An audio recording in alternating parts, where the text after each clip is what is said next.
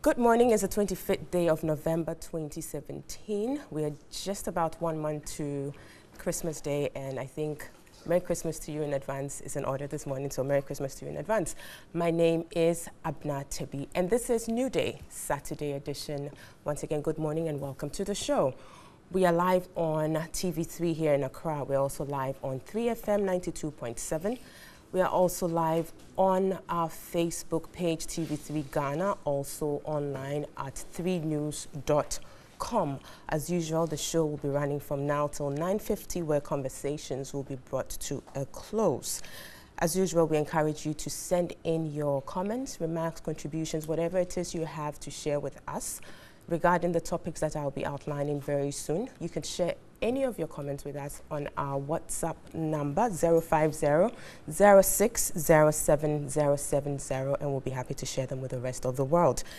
Today on the show, we are looking at the implementation of the free SHS policy and matters arising.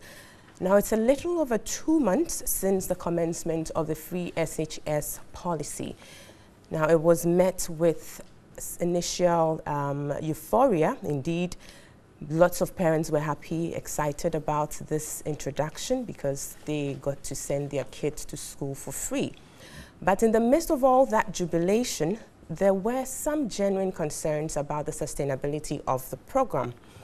And there were lots of questions asked at the time. Now, since its introduction earlier on in the year in September, there have been reports of various challenges facing the program.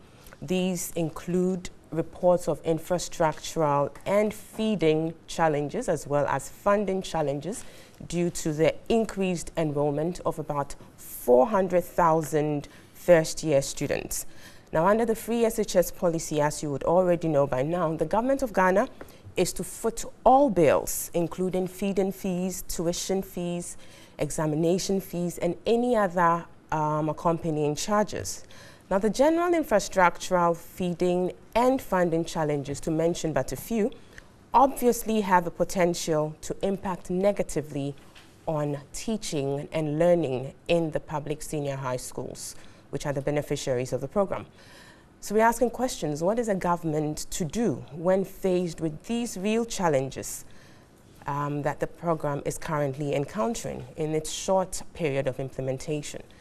The panel will be interrogating this question and other matters arising from the approximately 2 months of implementation of the free SHS policy. Also up for discussion is the suspension of Cocoa Roads project, and we would recall that earlier in 2015, in a press release issued by the Cocoa Board, indicated that it had, in collaboration with the government of Ghana, rolled out the Cocoa Roads Rehabilitation Program to facilitate the transportation of cocoa beans to buying centers, among other laudable objectives. Now, under this program, major cocoa roads were to be constructed over a period of 5 years, 2015 to 2020, to solve the challenges associated with carting cocoa beans from farm gates to buying centers, and also to improve the general livelihoods of cocoa farmers. The implementation of this project was estimated at 150 million United States dollars annually over the 5-year period. And the project was to be executed in phases, commencing with the presidential groundbreaking ceremony in June 2015 in Ajeso and Chibi in the eastern region. Now, 2 years after the project took off, and with the new government in place and also with the new management of the Cocoa Board, we were informed earlier on this year in July that the Cocoa Board had taken a decision to suspend the cocoa projects. The question is why? Well, we are made to understand that the decision was taken consequent upon an interim audit that was conducted. And this interim audit, we are told, disclosed a lot of discrepancies in the project. We will be looking at these discrepancies that have been alleged by the Cocoa Board and the way forward with regards to the suspension of the Cocoa Roads project. We will be taking a break at this point. When we come back, I will introduce the panelists for today's conversations, and the conversation will start. You're watching NewDay, Saturday edition. We'll be right back.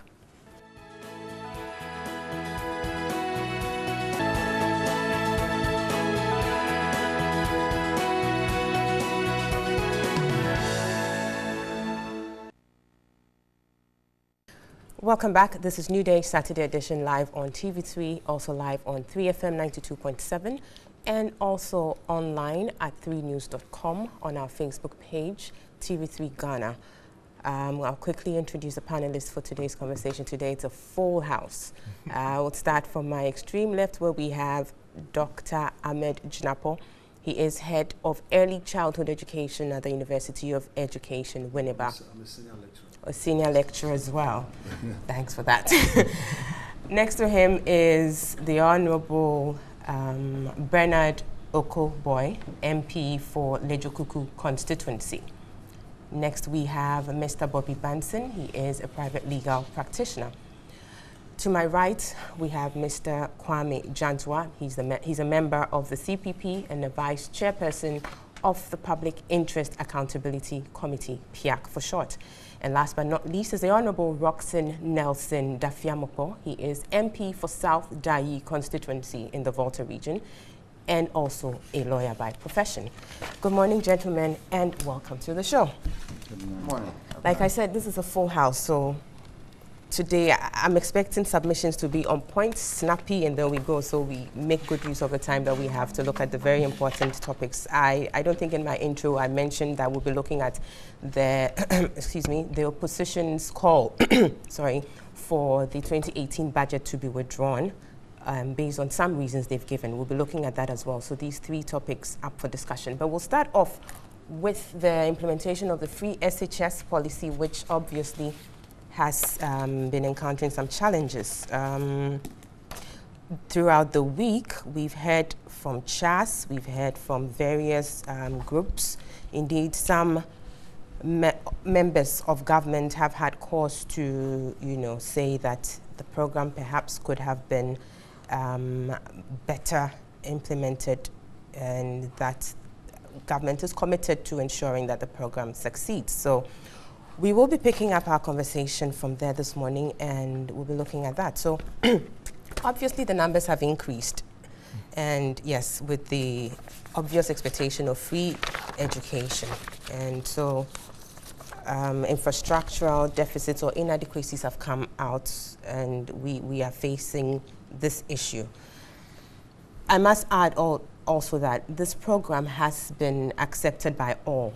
Even the opposition agrees and says that they are not against this. They're not against this program in principle. It's just, perhaps how it's being done and the sustainability issues around that. So, in as much as I wouldn't want us to hammer heavily or so much on the challenges that we've been hearing, because we've been hearing all week long what the challenges are, we should perhaps look at it from a problem-solving approach, because indeed the challenges are there. But moving forward, how do we ensure it succeeds, given that there's consensus that it is indeed an important program, beneficial for all? So I will start with you, Honorable Bernard. You are coming from, the government side. So tell us, how are things currently? Yeah, basically, let me first of all say a very good morning to all your viewers, especially to my brothers and sisters watching from the Lejokuku constituency. Lejokuku is the electoral name by station. So you can see today I'm repping the community. We see you in your t-shirt. Trying to do some marketing. Straight from free, yes. You have to pay for it. Free SHS. It's quite sad that you have a lot of comments that do not necessarily try to critique the policy, but try to virtually point to the fact that this is a policy that isn't worth it. It's like duplicity. You see some double talk. Oh, we are for it in principle, but looking at all the challenges, this policy should have waited and all that. Let me go straight to the point. You see, I have a document here. I'm privileged to be a friend of the Finance Committee in Parliament. Now, this document is a financing agreement by the World Bank to help expand facilities at the senior high school level. They call it the SEIP program. That is the Secondary Education Improvement Program for a lot of the secondary schools we have, especially those with infrastructure challenges. And there's a reason why I want to make a quick reference to this document. And what's the date on that? Oh, this 2nd October 2017, okay. Yes. But you see, just a quick intro for you to appreciate what is happening. Is that the original secondary education improvement project was approved by the World Bank Board on May 20th, 2014 for an amount of $156 million. It was signed on July 30th, 2014 in the erstwhile government, the NDC, declared effective on October 3rd, 2014. Now, these are some of the project scope. Construction of new schools in 21 districts, upgrading of facilities in 50 existing SHS, awarding scholarship to 10,000 students, and blah, blah, blah. But there's one aspect that is very interesting I wanted you to look at. It's a component 1, increase access with equity and quality in senior high schools, $140 million. This component uses a result-based financing approach that links disbursement of funds to deliver the first group of results, focuses, and all that. Now, I am particularly interested in, correct, is that this, another one, components of the additional financing. This document virtually wanted additional financing for the program that was started in 2014. It said component 1, increase access with equity and quality in senior schools. This component is the same as the parent project. The only difference here is that there will not be any new construction. However, it will improve on existing senior high schools through expansion and rehab of existing structures. Now, what am I trying to point out? The infrastructure deficits we're having now is not a new phenomenon. As a country, there's been a gap between what is available and what is needed. And successive governments have been working hard to close the gap. So if today, because of the increased access through the free SHS, the gap has become manifest, the deficit is showing clearly, the way to go is not to say that, wow, this free SHS has brought us wahala. Are you saying those extra 90,000 who are now in school should have sat at home because of our inability as a state to close a gap in infrastructure deficit? Rather, what we ought to do is to see how we can act with speed to work on closing the gap. And that's why I'm showing that you have such facilities before Parliament. Millions of dollars. And this one said it's not to build new. Isn't that why perhaps for those who say that this policy was perhaps rushed through or hastened, doesn't this give some credibility or credence to that view? Excellent. Let me show you the weakness in that. Even when free SHS was not in place, in 2014, we were looking for facility, money, to increase infrastructure and to improve, the state of our secondary schools. The question is this. It's a very simple question. Are you saying that the two cannot be done simultaneously? But is that what is happening? No, but the argument from such people who say that because of the deficits, we should have waited, the free SHS should have waited. Their argument essentially is that until we finish addressing our infrastructure problems, we should not give scholarship. It is essentially a scholarship, as in giving, paying the fees of students. Now, those people, this is the question I ask them. Are they saying the two cannot be done simultaneously? And you see, it is important to notice that to blame the deficits on the free SHS is very, very much unfair. Why is it unfair? If students were paying their fees this year, we still would have had challenges with the state of our infrastructure. Not on this scale. No, you see, it's because people think that the money we've invested in paying for students should have been added to what is being used to add to infrastructure. But it's a policy of the government. We believe strongly that the extra 90,000, this is a very important point, listen, the extra 90,000 who have had access to free SHS because of the free program, it is better for them to be in a school with an infrastructure challenge than to sit at home and be denied of access because of inability to pay fees. On that issue, I would push it further and then quickly move to another panelist.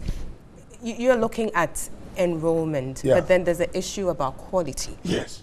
And that is what is key here, because obviously these challenges that we are experiencing has an impact on teaching and learning. Because some kids, I mean, you talk about availability or unavailability of desks, dormitories, the soundness of mind to even, you know, study. You don't have that. So you're talking about, yes, let's take on more, but aren't we perhaps losing sight of the key essence of this whole program, which is to ensure quality? Because let me remind you, when the president actually launched this in WAS in September, he did say, indeed, he was hopeful that quality would not be compromised. But clearly what we are seeing suggests that we may very well end up in a position where quality is compromised. Yeah, I went to PRESEC in '98.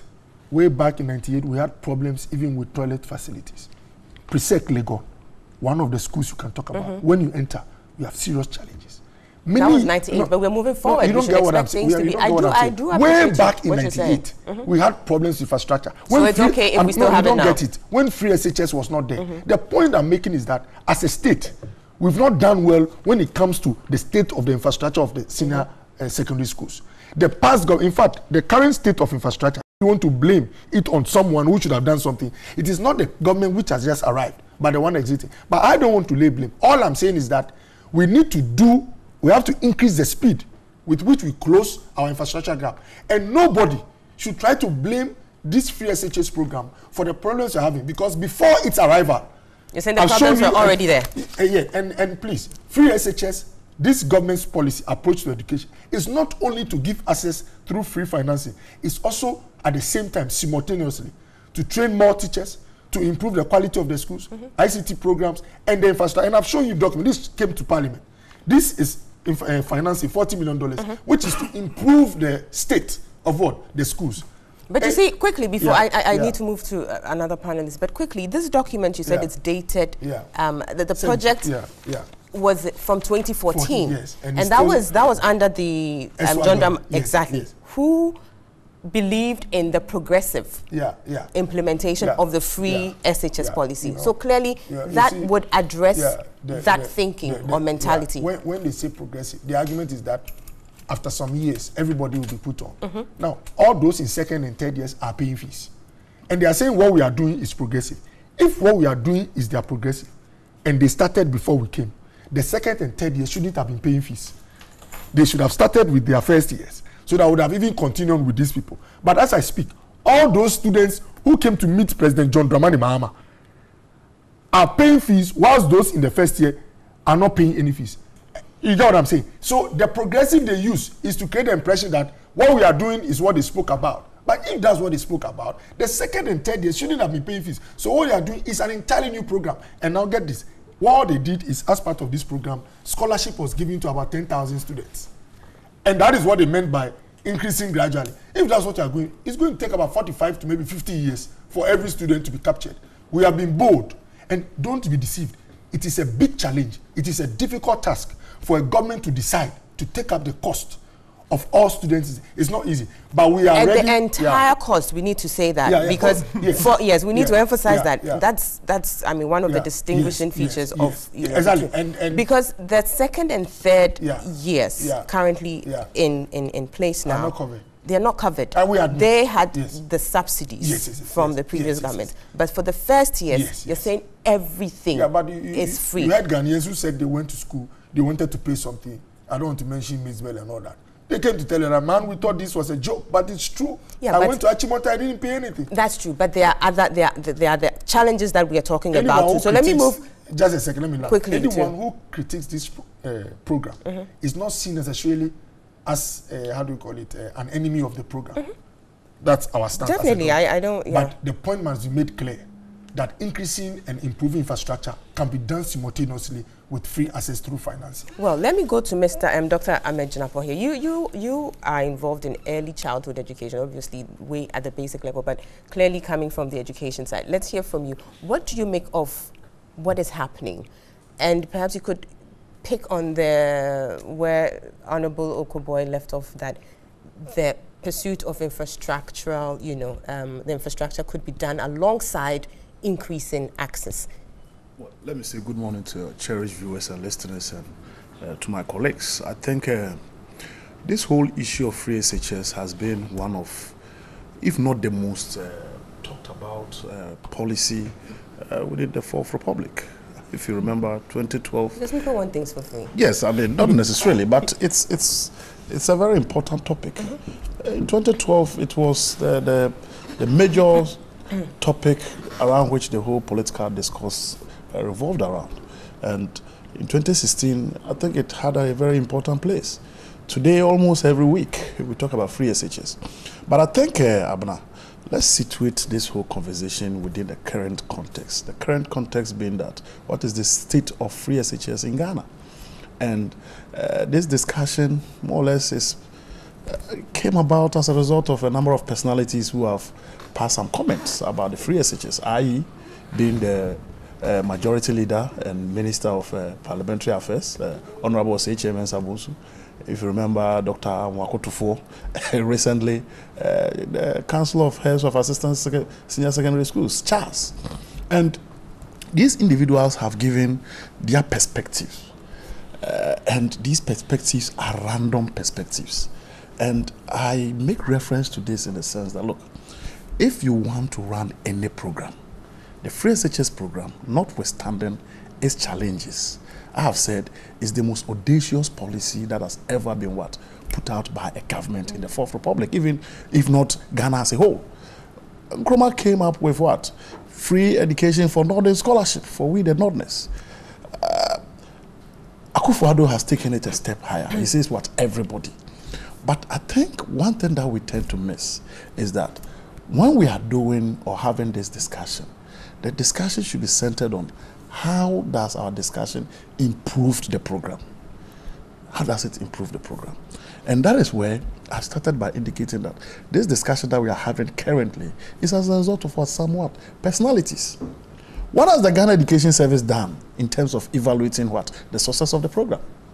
Recently, I heard Professor Amankwa, the GES director. Wouldn't it be too soon? It's only 2 months. No, don't get me wrong. 2 months. Every program that you start, a program of this sort, there's something they call needs assessment. Needs assessment is an assessment that you start even before the program starts. Unfortunately, and quite regretfully, from the commentary that I've heard, it looks as if that wasn't done. But wasn't there a committee of 22 members set up to advise on the implementation and everything? There's a difference between advice and an assessment. And I'm making reference to assessment within the context of what is going on. Today we are talking of lack of infrastructure, people sleeping under trees, lack of food. And in fact, I heard the Deputy Minister of Education say that he prefers people to sleep under trees than to sell dog chains. So it is an acknowledgement of the fact that we have a problem. Yeah. And I'm saying that in the first place, there should have been a proper auditing. And that is where you ask the question, was it not rushed? I don't want to get there because this topic is overly political, whether it's rushed or not. But I thought they needed to be... You're coming in with that perspective, yeah, your and that professional is what I'm saying, that look, you should have encouraged. had first a needs assessment to determine what you need to accommodate this program. In fact, as we speak now, there's even contradictory figures in terms of how much it will cost. As a matter of fact, there was a head teacher who said that he has about 80,000, which is in his account. He doesn't know what to use it for. Yes, so there's no policy framework in terms of what you are supposed to finance and what you are not. Do you get what I'm saying? If you remember, there was a head teacher somewhere who was transferred because he charged parents to to voluntarily contribute money to buy tables. Now there's a voluntary fund. Do you get what I'm saying? That notwithstanding, moving forward, I would have thought that even now, there should have been a proper auditing and a proper assessment. And that assessment should not come from just government, but also the opposition. The opposition has a responsibility to to get an independent, objective body to go in there and look, find out what is going on, what are we lacking, and what needs to be done. And come out with alternative prescriptions. But you see, Abna, the issue gets bigger. It gets bigger in the sense that this whole free SHS policy, we are talking about dormitories, we are talking about food, we are talking about tables and chairs. The bigger issue has not been talked about yet. And Margaret gave a signal. There's increase in enrollment. Increase in enrollment. But that was to be expected. No, but if there's increase in enrollment at the university, I have a certain number of students that I'm supposed to teach. When I move beyond those credit hours, I'm supposed to be paid. We call it extra teaching load. So if you're a teacher and you are supposed to teach 50 students in a class, and now there's an increase in enrollment by 36%. It means that your class size is increasing. It means you have to mark more scripts. In fact, some of these schools, you have to divide a class into A, B, C. We haven't talked about that yet. we have to look at it. And that is based on the basis that these, the system, the SHS system as it is, would churn out students who would qualify to go into the university. I haven't even gotten there yet. Yeah. And don't get it wrong. Everybody who graduates from the SHS is not supposed to go to the university. The SHS is a terminal program. When you graduate from SHS, you are qualified to come into the job market to work. So if I decide to graduate from SHS and I don't want to go to the university or polytechnic, the training that I get should equip me to be able to come into the job market. So when you have such a huge enrollment, which is good, what it means is that, one, you have to take into consideration, are the universities preparing themselves to absorb them? What we are facing now, 3 years, 4 years, is going to shoot up. So we need to make sure that, look, the necessary infrastructure at the university is being provided. So to the question, pursuing infrastructure and access, is that feasible? Is it practical? Anything. That is why I said, look, these things are feasible if you do a serious empirical analysis. You have to plan. That is why we call something planning, and that's why we are bringing this up. And you also have to understand the market chain. From the university, they have to come into the job market. Is the economy enough and ready to what? To absorb them. So my caution is that this free SHS debate must be done in a constructive, bipartisan manner. Whether we like it or not, free SHS has come to stay. It has come to stay. And if we are not careful and we don't work, assiduously towards helping it to what? To work, it is going to destabilize the totality of our educational system. It is going to destabilize it, because if you look, one of the biggest challenges that we have with free FQ, this whole concept of FQ. Look at private schools and look at public schools. Why is it that the public schools are not performing better? Because of the concept of free. And I'm not saying that it's going to translate into SHS. It's just that we probably did not do something right at the basic level. So let's try to correct that at the what? At the SHS level. So this issue about it will work, it will not work, I think we've passed it. The program has rolled. So let's make it work. So let's make it work. And that is where government will have to be more or less receptive in what? Criticism from the opposition. But the opposition too must give constructive criticism.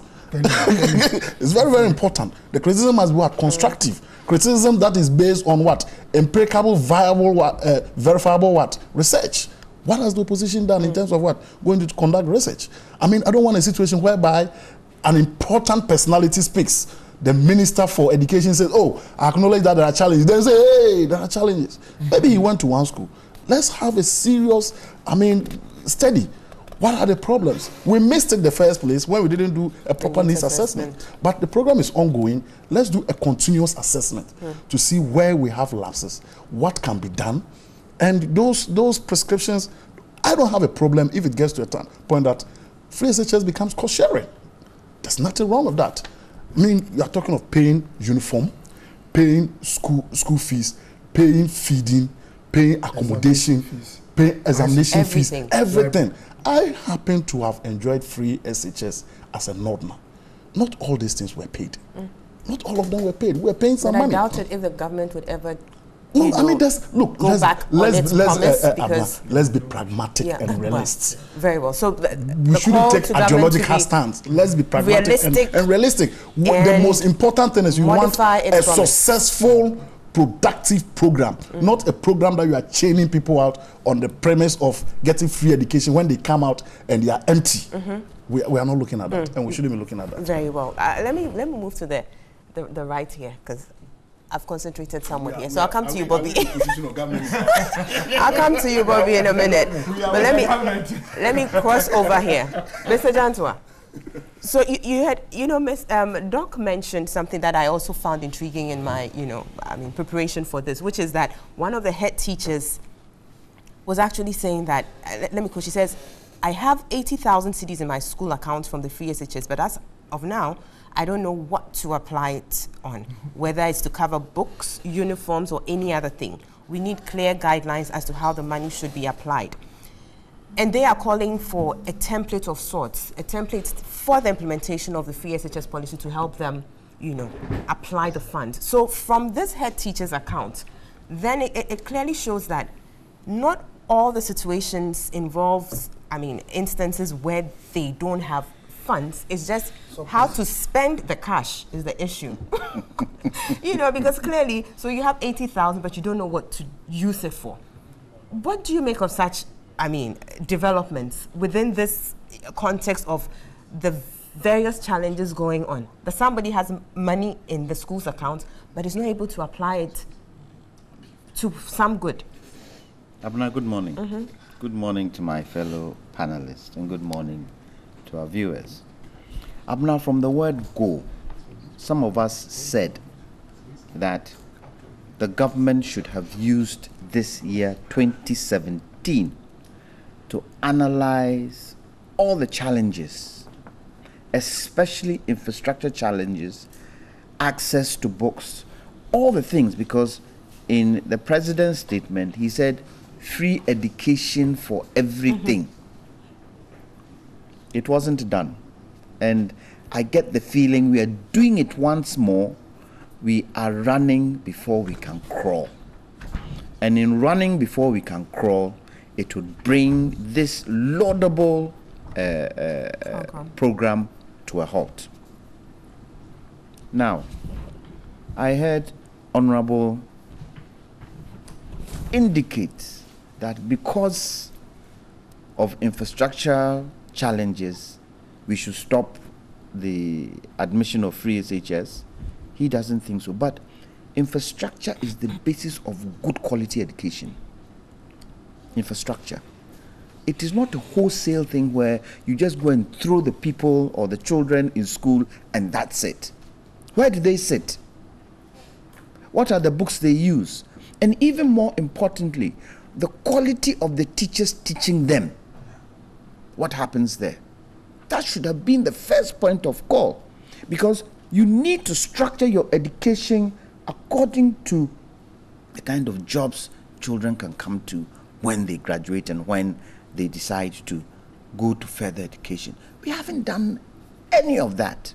So you don't buy the argument that the 90,000 students, I mean, it's good that they got access to the school. I wouldn't want my child to go to school and be sleeping on the floor just because there's free SHS. I wouldn't want that.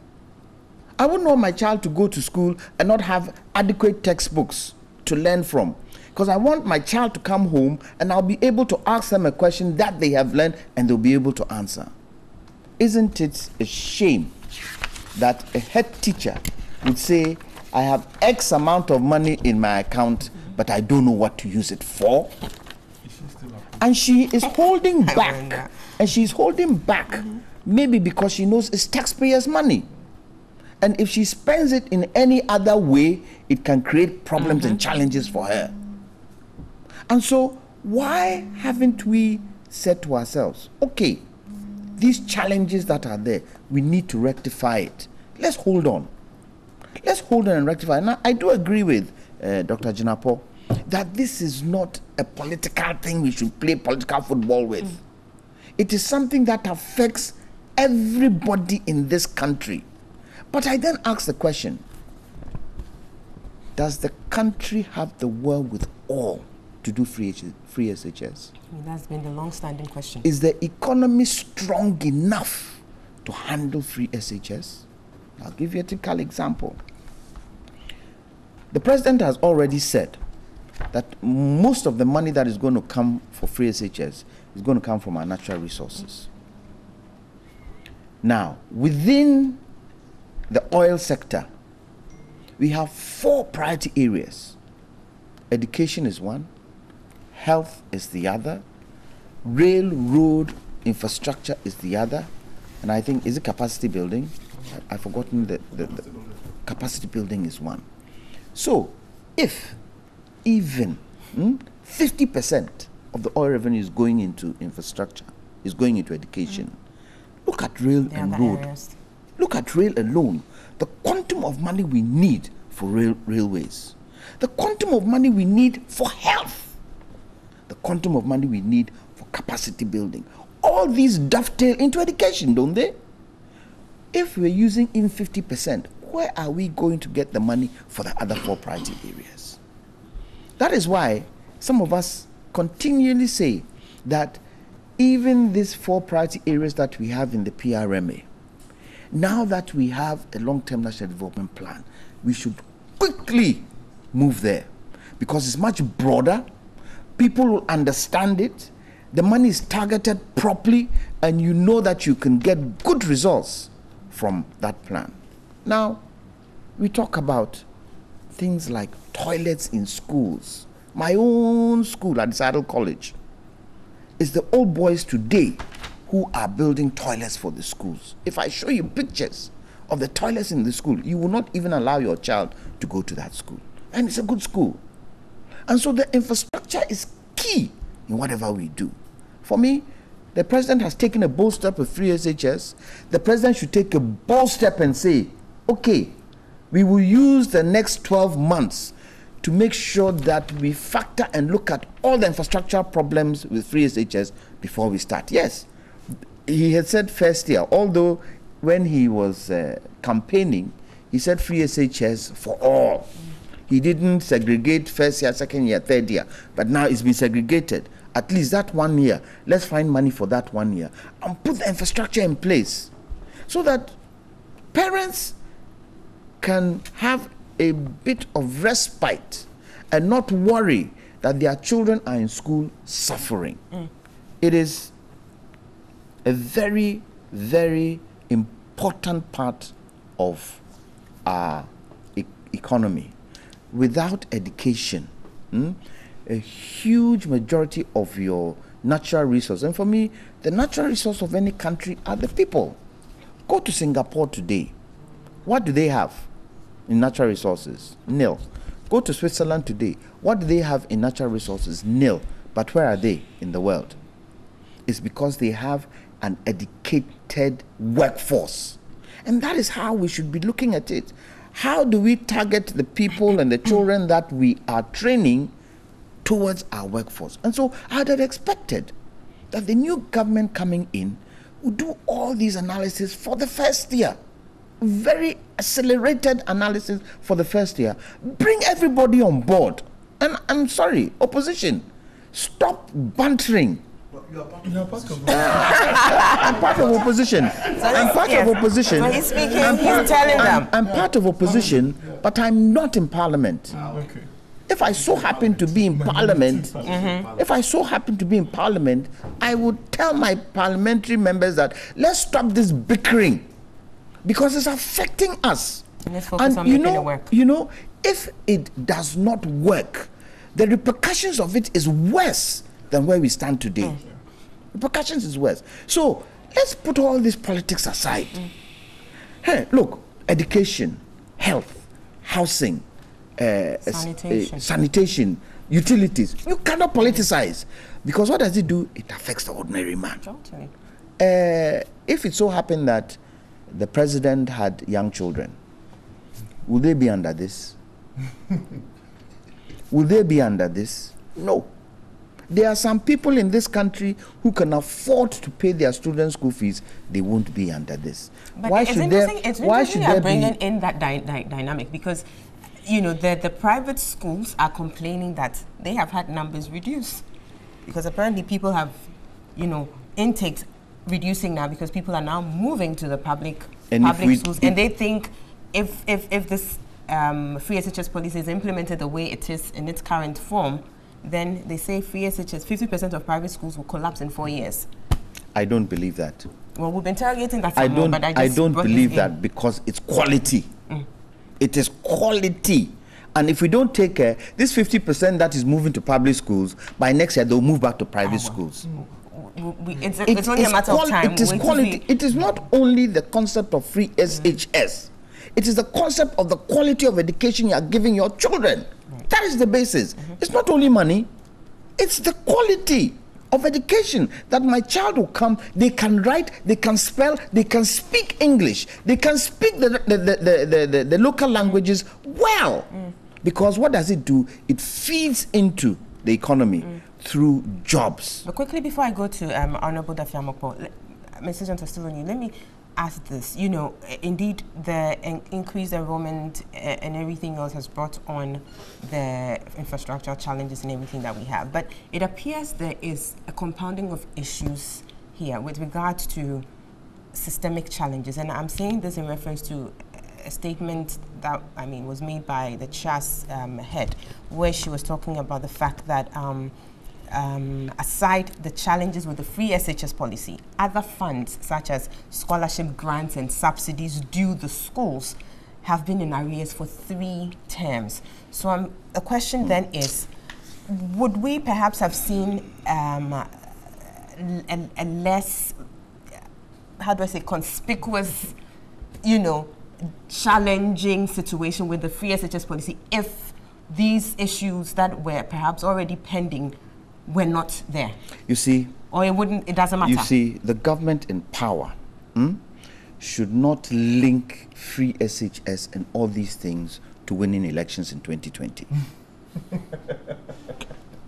It should not be linked. Why? Because look, at PIAC, we've done the analysis of delayed payments.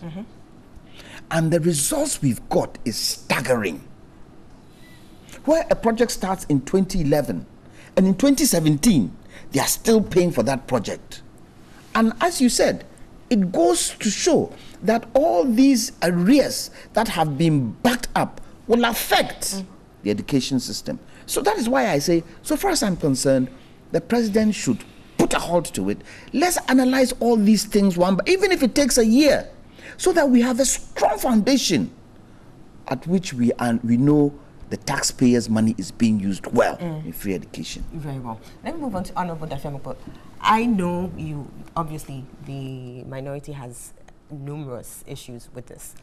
And maybe you've taken a cue from the earlier speakers that, you know, it's not so much about the politics or the criticisms that come with it, but let's look at how we can make this work.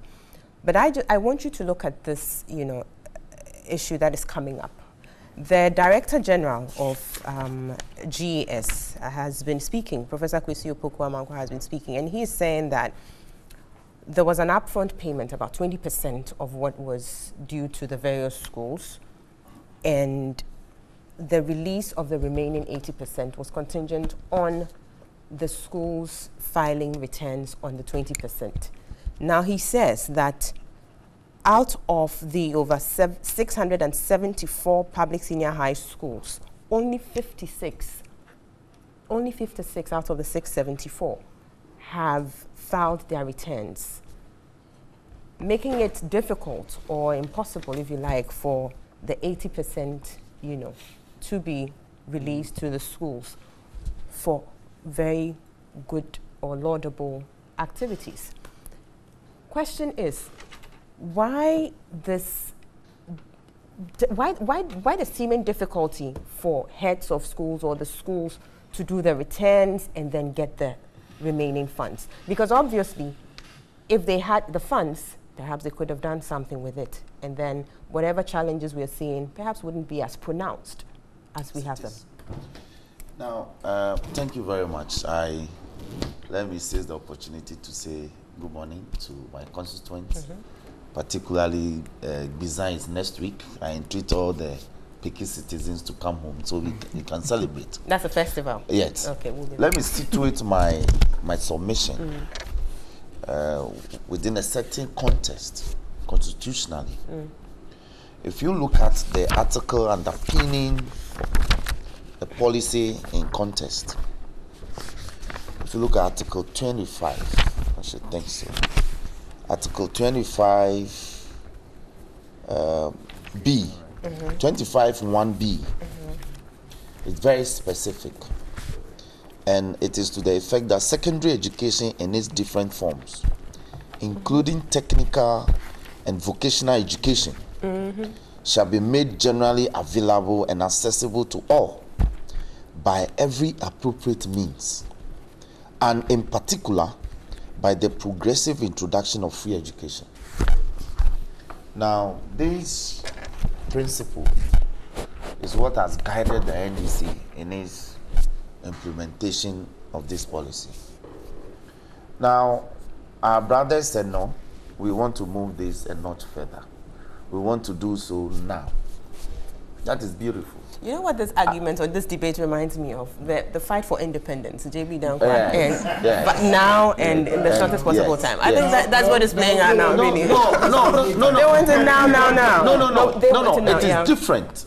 I'm just saying it. Yes, I agree. I like your analogy, but this is different. This one, the Constitution defines the procedure and the steps how you should go. They are saying, want to depart from what the Constitution prescribes. We want to do it instantaneously. Now, that is fine. But I have made the point. We've been debating this matter since the budget was read. So I have, and it's the position of the minority, that the government shouldn't look at the criticisms through the lens of partisanship. The prism they should use should be a crystal clear one, that we are looking at this matter from a nationalistic perspective. And I made a point on other sister stations yesterday and the days before. Now,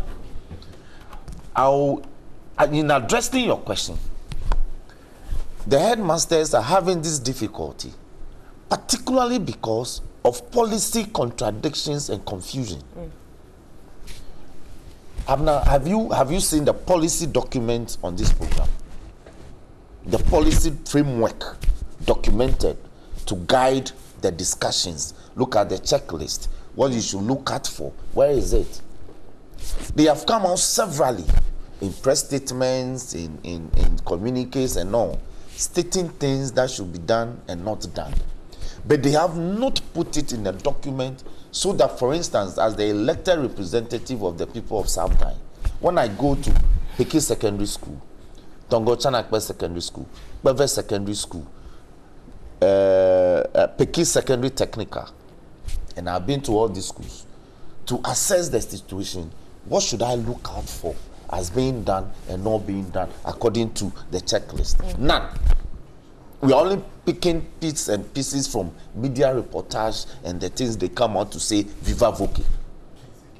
Now, it is a banking practice that when you send money to an account, and particularly a lot of the new schools have just come on mainstream, you've directed that they should open bank accounts. Who are the signatories to the accounts? All right? They are supposed to have been introduced by GES to the commercial banks. Has GES introduced the schools to the banks? Indeed. You're saying even with the 20% that have been yes, people have not been able the to headmasters are not speaking. it? They are not speaking to this matter publicly. They are approaching the MPs to take it up. Even how the monies have got into the accounts, it's a problem. It's not all the accounts that have been hit with the money. And those that have received the money, they cannot access because they've not been introduced to the banks. That's one point. So the headmaster or the head teacher who said there was 80,000 sitting in there but didn't know what to do with it, she is in an even better position than. Yes, and I think the point he's making is about access. It's about how to access the money. Because they are waiting for directions. And you can't just walk into a bank that I'm the headmaster of, say, Fair Press Secondary School, money has come, so I want to access it. No. But what the GES director is saying is that they've dispersed, so presumably it's in the hands of the schools. It is not sufficient to say they have dispersed. Have they issued any statement? Look, make a publication. Give the names of the schools, the account numbers, the banks. This is how you deal with this matter. Tell us how much has gone into the account of a so-and-so and so school. Then you are being accountable, you are being transparent. So we are asking for the policy guidelines. We are not getting it. They are just speaking in a staccato manner to the issue. Abna, look, the 20% that they said they have sent, and so 80% is outstanding. Now, and will be released only when they have. How can you say so when you have again issued a directive? You see, when I speak of the policy contradictions and confusions, you have issued a directive to the headmasters that aside from your 30th September closure of admissions, continue to offer admissions and absorb those that have not been placed. So they have been asked to continue to admit until the 31st of December this year. So admissions are still ongoing as we speak. So even as the opposition, we are challenging the finance minister that the figure he's put in his budget statement is not conclusive. On that, let me quickly make reference to something here. I have this piece of information that under the implementation of the free SHS program, all schools received an upfront payment of 20% of their funds based on the number of students that they had stated they could admit. So I believe there were some projections made. They could admit. Abna. And based on that, their funds were allocated. Okay. Abna, it is not every school that was approached to supply the number of students they could admit or not. They are more than half. We are on the ground. I have 4 secondary schools in my constituency, so I know what I speak. I will use my constituency as a microcosm for the macro discussions. I won't veer off to any other area. But wouldn't that be dangerous? Because No. Okoboy should use the schools. No. Okoboy should use the schools in his constituency to address the matter. And let's see the kind of problems that we have. It is the micro problem that reflects on the macro. But you're looking at the sample size as well. Yes. Yeah. Yes. Look, I had a program about 3 days ago.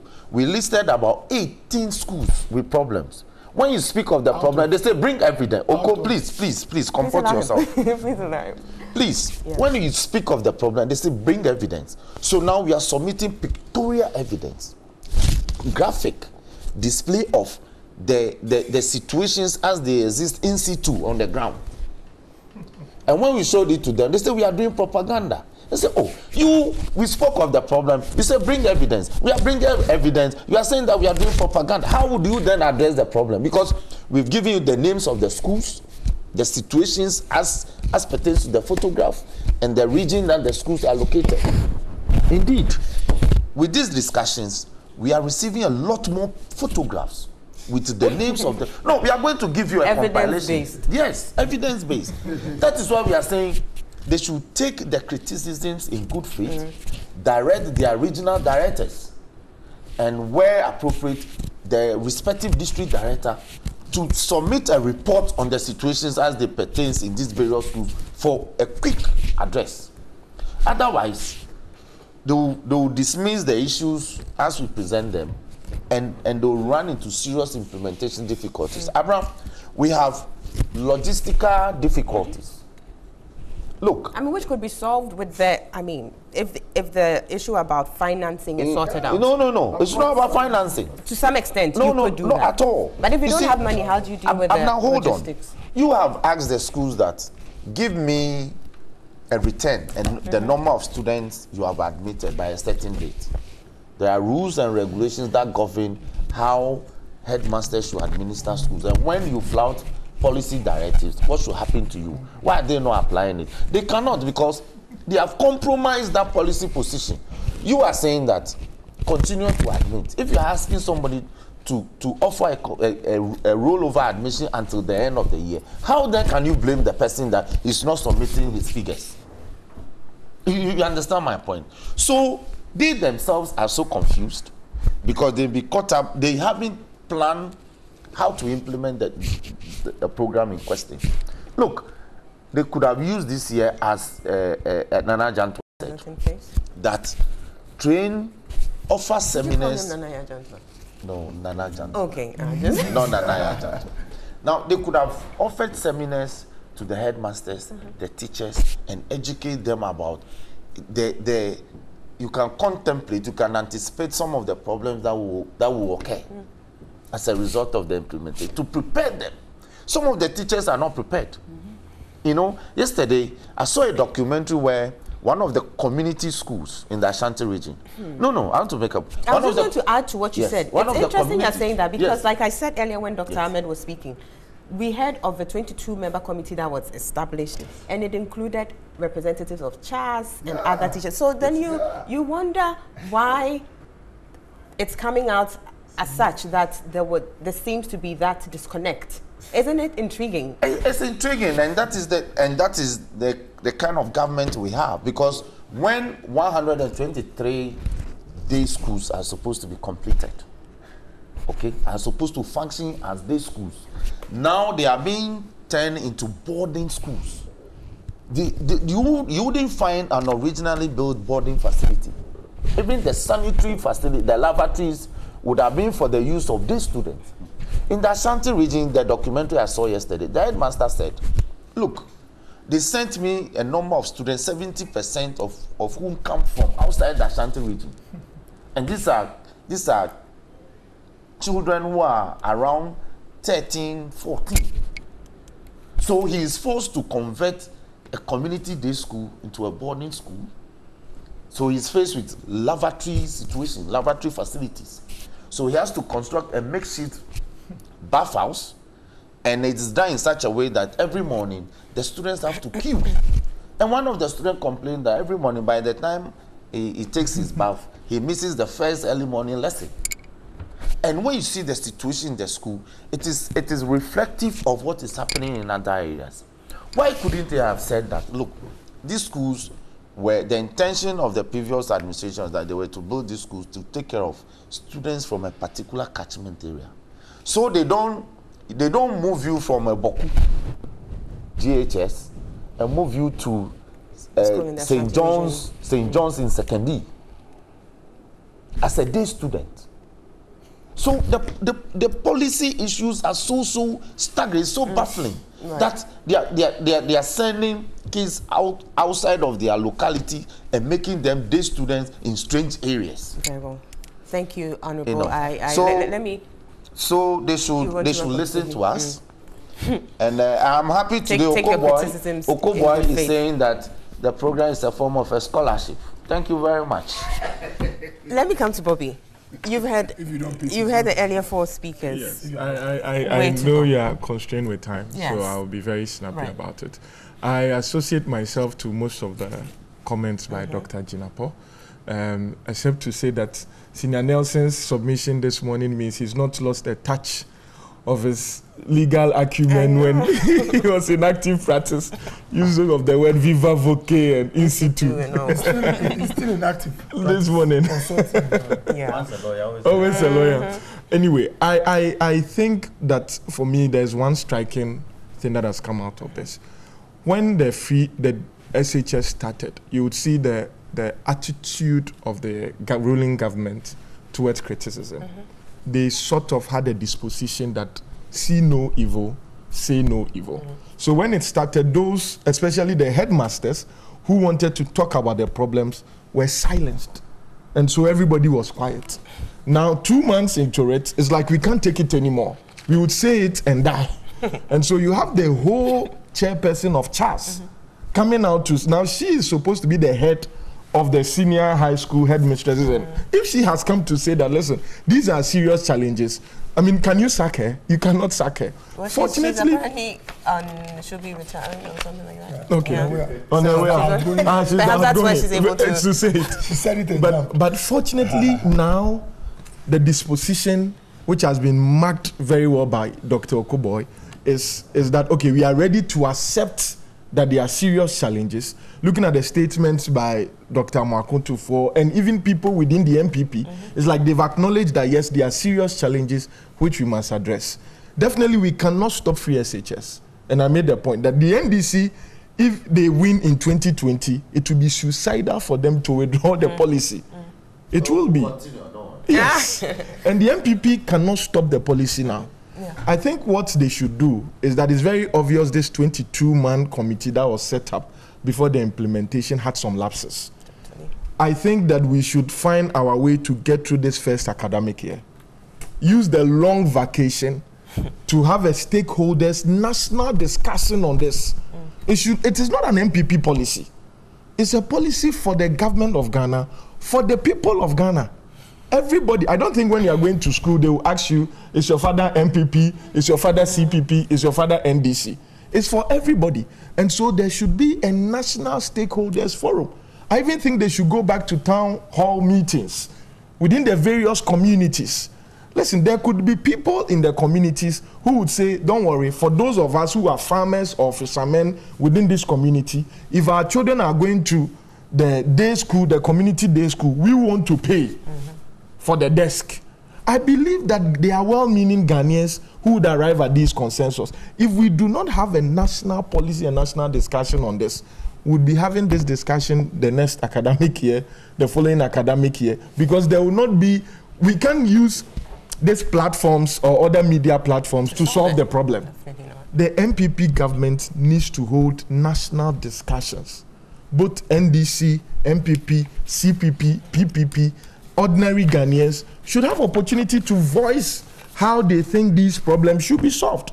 And like I said, I'm very happy their disposition has changed.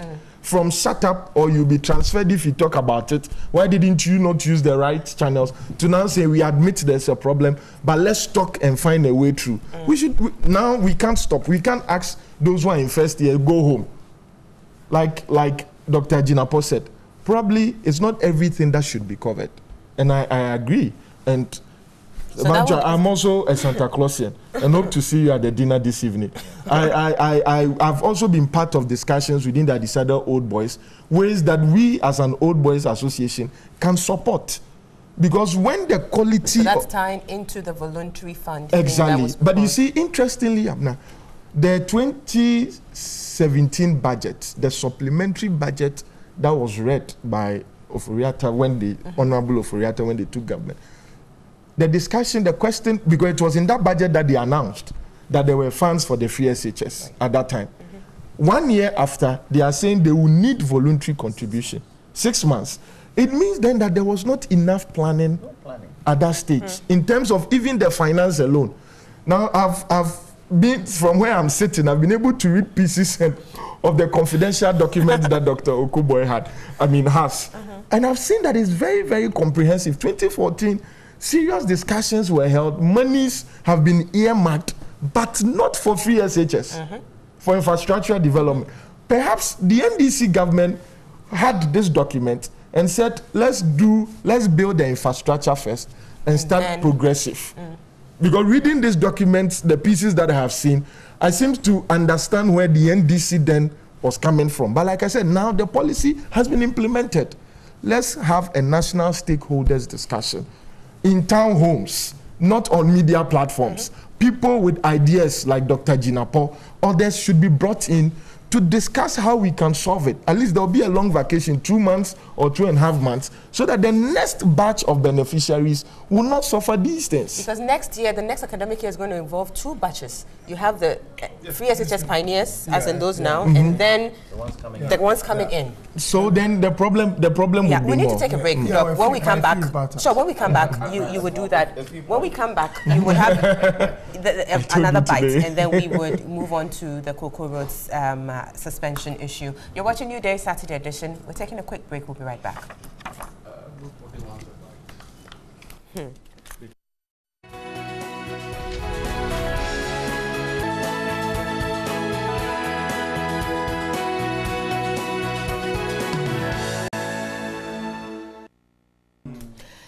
Welcome back. This is NewDay Saturday Edition. We will be taking some messages at this point and then return to the panel. This one is coming in from Cosmos Kwame Akolina Kra. He says, good morning, Abna. The Ministry of Education should demand returns after 1 academic year, since that is a lot of work for the heads and ministry. And the ministry should provide a comprehensive response to the teething problems. Frank Kwabnedu says the free SHS is having some challenges which the government has admitted. The president even said he wants input and suggestions to make it better. But the NDC's demeanor towards the free SHS is very suspicious. They have been very repulsive to free SHS since day one. It's their wish for policy to collapse. When you listen to their, he says, ramshackle criticisms. Okay. Good morning, I'm Bambamu from Offensu Zongo. The free SHS is a good policy, no doubt. But the question we should ask ourselves is, did the government plan well before implementing it? We should not take our education for granted. How can these students study in this kind of situation? Education is the future of this country. It says hashtag TV3 wishing you happy 20th anniversary. Thank you. Mukaila Jonas Edia from Kerry says, in fact, talk is cheap. The NDC having the nerve to criticize NPP's policies? Oh God, if they had offered us good governance, why are they in opposition Please tell them that if they have anything good to offer, their party is in total disarray. They should unite it before coming out to criticize free SHS. Muftal from Bolga Zongo says, Abna, I strongly know one policy of the NDC is cancellation of important national policies. Ghanaians want to know their stand on the free SHS so that we will tighten our belts and wait for them in 2020. Good morning. I would like to draw your attention to our school, which was ripped off by rain. You mean the roof was ripped off by rain 2 years ago? The then government came to our aid, but now work on the project has come to a standstill. We don't know what is happening. The school is, you said, Al Mundat Islamic Primary School in Tamale Metro. Okay, I'm sure we'll look into that. From Isa Ruhula in Savaligu says, good morning to you and the panelists. In every sphere of life, everything anew always face challenges. And what matters isn't the challenges, but the will to confront the challenges squarely. It's true that the free SHS has some challenges, but to me, it's worth it to have a challenged free SHS program than not having it at all. We just have to exercise restraint and give the NPP government time and space to address the challenges. Thank you. We'll pull the brakes on the messages at this point and return to the panel for their last bites on the issue. Dr. Okuboy, let's hear you. You wanted to make some inputs there, but Honorable Dafiamopo raised issues about the financing and the facts about the 20% returns to, you know, be the basis for the release of the 80% and all. If we could address that as well quickly for us. I think, you know, in the life cycle of policy formulation, before a program like this, that is national informed, that grant in nature is rolled out, there is no way you would have come to the implementation stage without having passed through the needs assessment, the quality assurance, the, how do you call it, the real draft. You do all that. So all those were done? No program can be rolled out when there's not been discussions about what is supposed to meet the, how do you call it, the ingredients, the document. All these things are there. If it's not cited, it does not mean that it's non-existent. That's the point I want to make. So then perhaps it's not a question about whether it was done or not, but whether it was done well. Yeah, I'm coming to that. In drafting a policy, no matter your anticipatory skills, no matter how powerful you are at envisaging problems, there is no way you can capture all challenges that is ahead of you before you roll a program, no matter how hard you try. And you know what? The president at the launch of Free SHS said something, that as a human endeavor, we are going to by all means falter along the way, but we shall not fall. That's a quotable quote. And I even added that we will stumble, but we are not going to stop. How do you get surprised when you are dealing with over 400,000 students, over 500 schools, and 2 or 3 or 4 or 5 schools are mentioned? You should not be surprised. It should only tell you that this is a human endeavor. So I am for it. And let me add that there was a workshop, including all stakeholders, the bearers, the headmasters, the accountants. They were taken through a series of workshops so that they will see how to handle themselves in terms of the program. It does not mean that everybody will be on top, but you need to do periodic orientation. Like the way we go, doctors go for CPD, we go for reviews about our skills, and lawyers go for workshops. It's the same. It's a program. So you have to roll out. Now, NHIA, when the National Health Insurance Scheme came to Parliament, the NDC worked out. You know why? They said, looking at the document, there will be problems. If we had waited to fix all infrastructural deficits in the health sector before introducing National Health Insurance Scheme, which is the biggest social intervention in this country, I'm telling you, people will be dying through cash and carry. Is it working? You see, good. I like what he said. After many years of implementing it, there are still challenges. So it is not the existence of the challenge that you should use to judge the one who is in charge now. It is how hard they are working to fix the problems. And then let me land by saying something. The only thing that can make every policy or program better is criticisms. It is only criticism that makes every policy or program better. Constructive. Correct. And I said that the 2017 vehicle you see now, those who made it have gotten experts to critique and make it better the following year. So criticism is not what we are worried about. But when we get to the level where the magnitude of the pessimism is to the extent that the program must even be thrown out because it is not worth it, that cannot be. And please, is anybody calling for the program to be thrown out? But look, I'm coming. I haven't heard that. Blakwa, who spoke in Parliament in arguing, just this few days ago, said that the free SHS is likely to collapse in 5 years, looking at the challenges. That is the wish of some people. But we are committed as a government to make sure that the program, you see, I said we absorb and admit the criticisms, but it should not get to the level of telling us that you shouldn't have even brought it. We can't wait until all problems in infrastructure are fixed before we like. And Mr. Jantua said something. Let me quickly say something. He said that with the quantum of money we want to put into education, what about railway? I don't know if it could suffer. Let me tell you one thing. If there is only one sector that ought to be invested in, no matter the cost, it is education. You can fix your railways with a population that is unenlightened and uneducated. Even the rails will be stolen for scraps. Even the rails will fix. But in the spirit of what you said earlier about the fact that you can pursue infrastructure and access together, maybe we can pursue all these things That's together what I'm as saying. well. The president, even the railway to be specific, the president set up a ministry of railways because he knows the importance of railway. But that should how not far are take, they that into should not anything take, transformational? We can go into that. Okay. But that should not take away the intention of the program. And people are forgetting something. 90,000 students have been brought on. They would have sat at home. We know the challenges is not what we expect, but I prefer challenges that are being dealt with 90,000 on than 90,000 at home.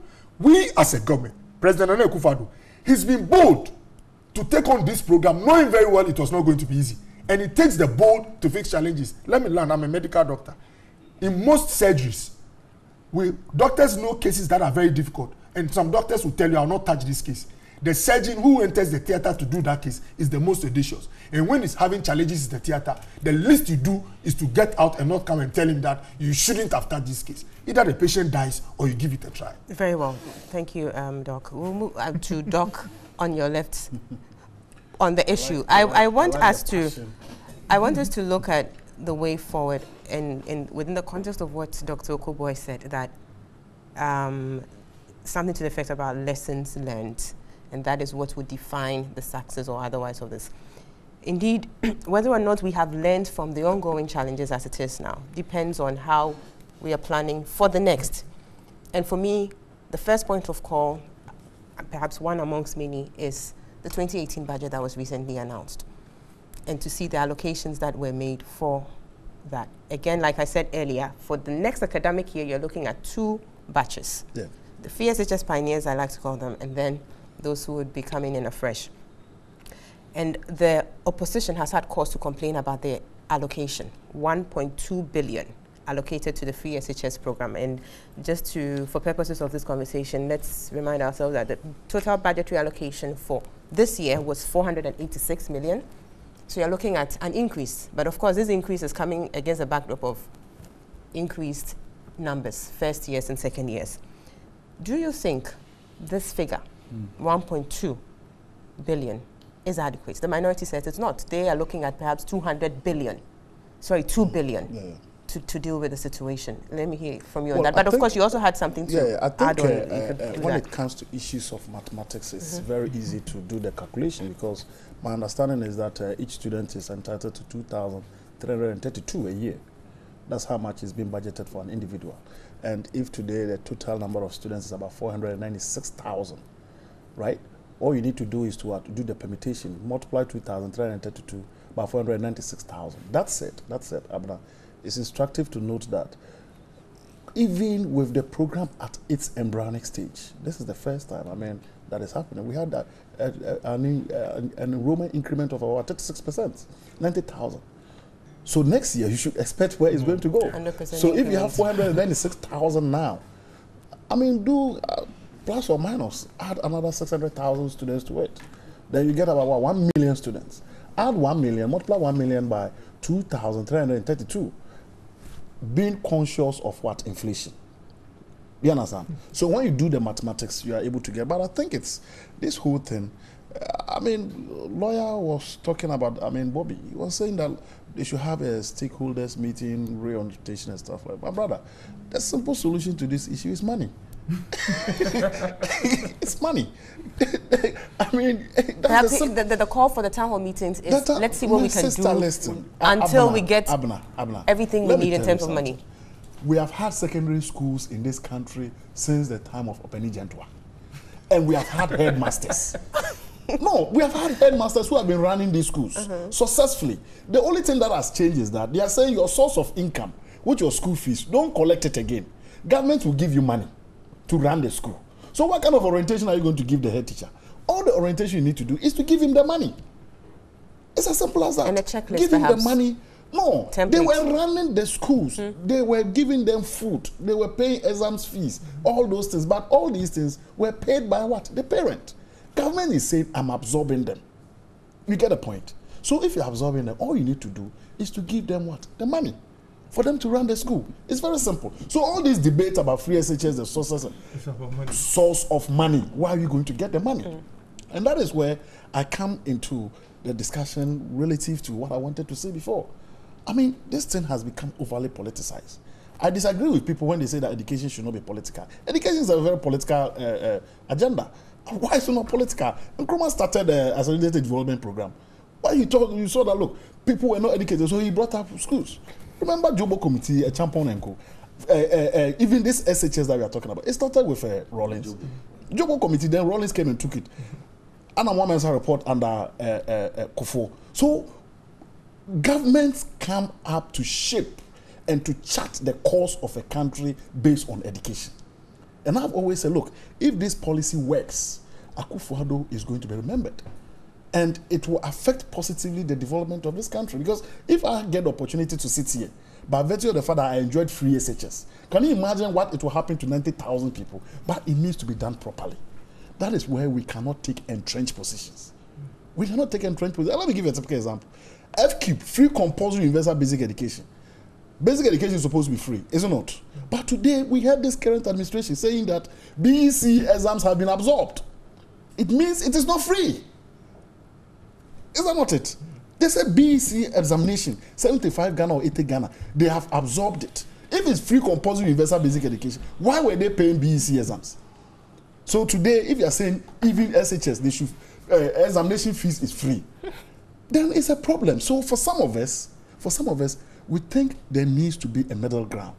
Let's look at how this thing can be done in a manner that it does not affect quality. We cannot take entrenched position. It should not be a political, ideological stance. You should be a realist. If there needs to be some kind of cost sharing. I mean, if I'm paying 2,200 as a parent for a child, 2,200. Government is saying 2,300, right? Normally the private schools, it's more than that. So if it's, let's say, I'm paying 3,000 a year, and government absorbs 2,000, then I then pay 1,000.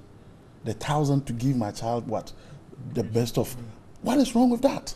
So that at least things will work. That said, it's also important for the NDC to tell us their stance. What is their stance? Honorable made reference to 1992 Constitution of what? Progressively free. 1992 to 2017, how many years? 25 years. Can we continue to be progressively? And to what extent have we progressed in terms of what? Free. Because the Constitution says that, look, we must progressively have what? Free secondary education. It means there needs to be steps. What steps have we taken from 1992 till now? Is it the case that we've taken it to a certain level that pupils or students at the secondary school level are no more paying accommodation, feeding, and they are now paying only what? Tuition. If we are taking it from a certain level, we should have gotten there. So we cannot keep stagnating. There needs to be something being done. But we can also just take a huge leap. I think where we are, it's quite problematic. But we must also know what the problem is. And going back to doctor, medical doctor, you can't solve a problem without knowing the problem. What is the quantum of problem that we have? As of now, what is the major problem? Is it infrastructure? Is it money? I mean, how much money do we need? How much infrastructure do we need? I mean, what are we doing about teachers? That is where I said that there needs to be what? An empirical, verifiable what? Research. Done. The issue whereby the GES director alone goes around. I mean, it's necessary for him to go around on fact-finding, but he needs to get a body. I mean, an independent body to go. But you touched on money. Being the bottom line. That's the issue. Say that a quancha difference. Yeah. So it's about money. But there are those who argue that if a government is committed to a cause, then it's a matter of prioritization. So you're cutting down. No, let me just, man. You need to perhaps find the money by being creative, cutting down on certain areas. People have talked about the cars that are made available to, you know, officials, for instance, the V8s and all of that. I mean, let's do a reality check. We want to pursue education. Yeah, it's not as simple as that. We are talking of education. That but if we cut certain look, I'm a teacher. Areas Take that my are home as government, my small home as government. There are certain things that we call it basic necessities of what? Life. V8 you can't in Accra. How much? That's why I said we have to do a cost analysis. How much is the cost? How much do these V8 cost vis-a-vis how much money you need for these schools? That's the fuels that they consume. 1 million students and all of that. Students. You understand? Every little drop counts. Every little thing counts. But you see, let's face it. Do we have the money? And we can find the money by cutting down certain areas. But anyways, Penny made reference to the kind of economy that we run and the size of our economy. Exactly. And so when you see certain things being flaunted, you question. You question government's priorities. Well, I mean, we need to go. We need to move on. But I'll come to you. I'm being told that the Land Cruiser costs on the average $62,000. And I mean, do the math. Do the math. Really. If we mean business, but let me come to Honorable Dafiamopo here, still on the budget allocation, because the minority has raised that. And it's interesting that Send Ghana has also come out with something on that education sector in their assessment of the 2018 budget, which is quite instructive and perhaps ties in with what the minority is saying, that they are saying that the education sector budget increased by 11% from 8.3 billion in 2017 to 9.26 billion in 2018. However, much of the increment went into payment of compensation compared to goods and services and capital expenditure.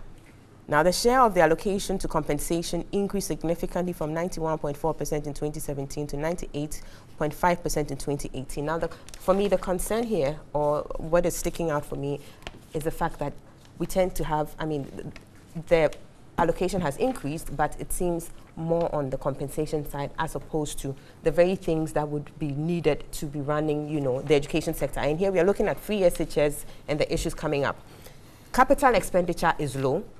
And again, we are looking at infrastructure development. So the question then comes in, do we have plans to enhance the infrastructure course? Indeed, there's reference to Dr. Okoboy's document he made reference to, which is from 2014, and it's looking at that comprehensive plan to develop. But if you're looking at the 2018 budget, are we confident that we can, you know, move in a way that in a way, yes, we'll look at that, in a way that would, you know, enhance our quest to bridge that infrastructure gap? Now, I thank you for this question. You see, we make these arguments based on the media review that he brought. He came to say that they have money ready to fund the program. Now, I have the order paper for Friday, 24th of November from Parliament. They've come to Parliament, they're asking to borrow $40 million as additional financing for the Ghana Secondary School Education Improvement Project. That's the document Doc made reference to, right? Mm-hmm. So we are improving. Please. When they presented the 2000, in fact, in the president's sessional address, he gave an indication, and we doubted it until we saw it in the 2017 budget. They are not continuing with the completion of the community day schools.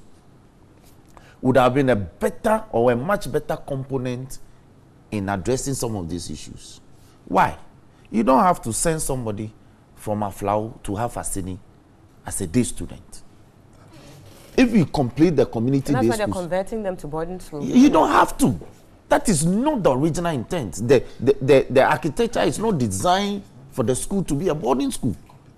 So, if you do that, you are creating a confusion in the implementation of the project, and you are going to add on to cost, because then you are going to ask for boarding houses to be constructed.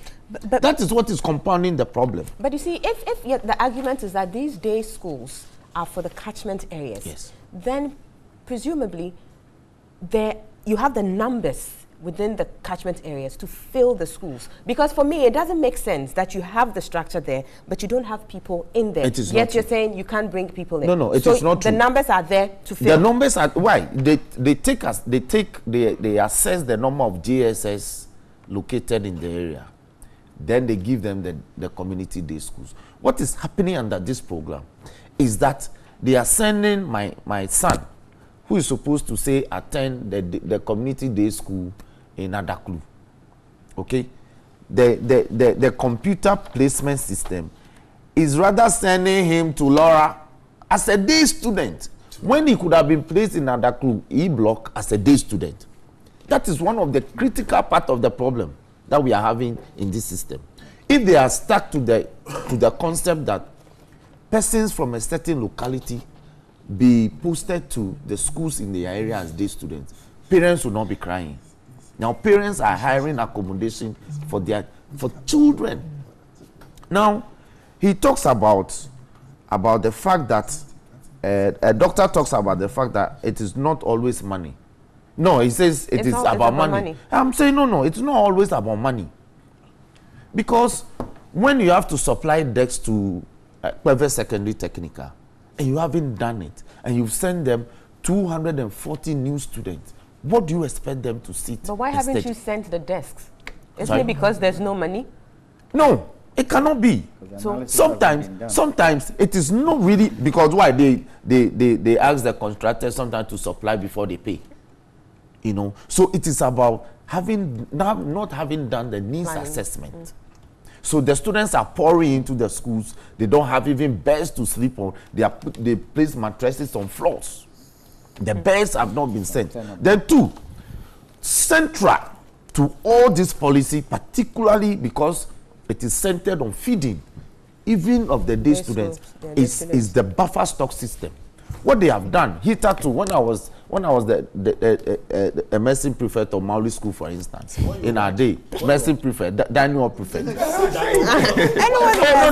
is our term. Okay. Oh, that is our term. In Mauli School, we use military terms for our prefects. Okay. I was involved in buying food for our feeding. So I will go with the headmistress, the matron, the Beza, and they will travel to Nkwanta, to the major towns, market centers, to acquire the produce for purposes of feeding. Now, no. I wasn't a child. I was around 18, 17, 18, but I was okay. But no, it is to for purposes of accountability and transparency. They want to ensure that I will ensure that we're buying the quality products for my students for my Now, what they have done is that they have centralized the buffer stock system. So when you are in Tamale Secondary School and you need food supply, you must drive to Accra. Is it? Yes, to get supply. But how feasible is that? Yesterday, What did you do when you were in power? No. We allowed the headmasters and the bezers to take charge. They were buying because the monies because the kids were paying. They had access to the money and they determined where to get the products from their nearest market centers. You don't have to be in Ho and travel to Accra to get supply from buffer stock. I mean, But I'm not in a position to confirm. No, we have done that is rather assessment. strange. That is what is being happening. done. That is Look, rather the headmaster, listen, the school, the community school in my village in Tongochanakpe, they have to come to Accra to get supply from buffer stock. That's what is happening. Well, Doc is saying Please, it's not true. don't say it's not true. If you are not on the ground, we are on the ground. The schools are coming to Accra to get food supply. It is a claim. And now it is not a claim. I've seen the invoices. Now they are giving it to them on invoice to be paid in the future. When they run out, they must come back. And that system must also change because you are bringing more economic burden onto the administrators of the school. Now, Doctor spoke of what steps we took. What steps we took since 1992. We increased, NDC increased the number of secondary education to about 350 when we left in 2000. When we came back, MPP added just a few. We moved it from about 400 to about 674 that you see now. So it is to increase the number. That is why we are locating the schools in the localities. The numbers. I don't have to say a yes, few and to yes. give us your figure. It doesn't hold water for your argument. It holds water. So tell us, what did the MPP do for us to be able to tell the difference? MPP, listen. Oh, it was not even up to 100. Less than 100. We added from about 400 to 674. And what was the all right, so we have saying, hold on. But the 200 as the secondary Yes. schools you promised, Yes, they were never completed. we started Not all 100. No, we Was started it? 123 actual construction. We completed 52. We completed 52. That's 25%. Oh, why? Please, yes, That is, Honorable, you have that is 30 remarkable. seconds wrap up. I go to So, the last so what we are saying we run out of time. is that the implementation, they are bereft of ideas in implementing the policy, a very beautiful policy, but they are implementing it in a haphazard manner. They should just reorganize themselves and not send children of say 12, 13 years as day students to a faraway school. They should send them to schools near to them as day students, so we can sanitize the system. Very well. The buffer stock system, they shouldn't centralize it. They should decentralize it. So schools in the regions could go to a regional buffer stock facility and access food. Thank you very much. Very well. Mr. Jantua, just wrap up for us, yes. This is not a Brexit situation. What do I mean by a Brexit situation? The Brexit situation was imposed on the government. This was not imposed. The MPP during campaign indicated free SHS. I would have thought they had the plans in place to be able to execute it. They had thought it through, they had analyzed it, they had put everything in place to be able to execute it so that we don't go through this. Now the president is saying he would invite any criticism, anybody who can help so that we can get this thing going forward.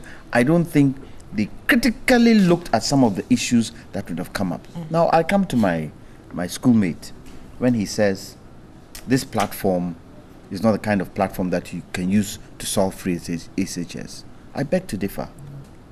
This is the beginning of the discussion. It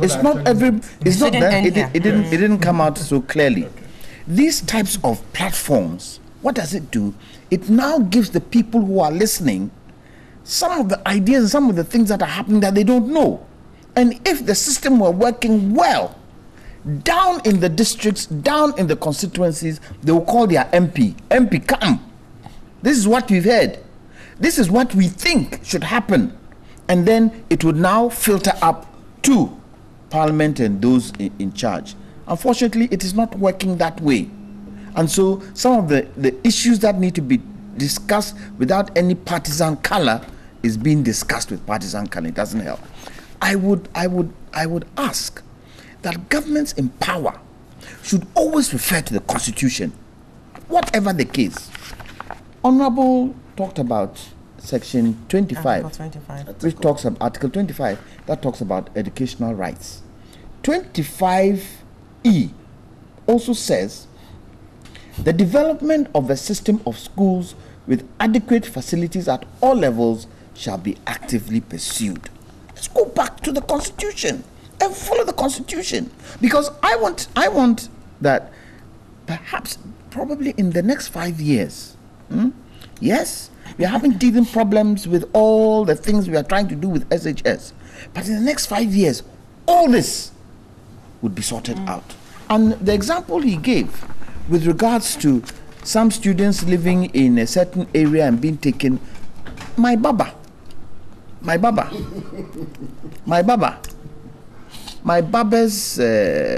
sister who lives in his constituency, son was given a school in Accra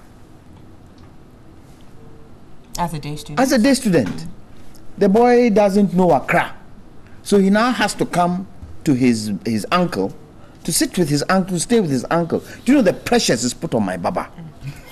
And it will be transferred to you. It will, exactly. Eventually. Oh my God. I went to see. I'm coming there. I came to sit to cut my hair, and he actually didn't go the straight. Oh, and my sister has come, and this is my sister's son, and you see this school placement, this is what they've done, and the thing is difficult, you know, trying to entice me in. Now, if he entices you in, and you see the child, and the child has got good grades, are you saying that you would not help? You become obliged. It puts extra cost. And not extra cost only on the baba, but on people who aren't even part of the family. It's a whole thing. It's a whole thing. Yes. So you see, it has an effect. And that is why I'm saying, for me, planning is key. Sure. Planning is key. If we're going to do this thing right, we need to plan right and stop the bantering of politics left, right, center. Because in as much as you think it's only affecting the child, no, it's affecting us too who aren't even part of that family. Right. I give a typical example of my mother. Last word on this. My last word. The last word on this. We've done 2 hours on this. No, but let Bobby finish. He's my brother. He's my problem. You see, there is a clear distinction between the free SHS program and the computer placement program, which was introduced to reduce the manipulations in the system and to give equity and fairness. There are challenges with that system which we've been trying to improve on it as a technology. If the program places somebody who lives in Teshi, place the fellow as a day student, even at Pram, it's quite a considerable distance. You should be careful not in critiquing the free SHS program to introduce such things. It's perhaps with the increase this year, we saw it. I do appreciate that. It's a genuine challenge with the running of our SHS program as a whole. But free SHS as an entity is not really the culprit in this program.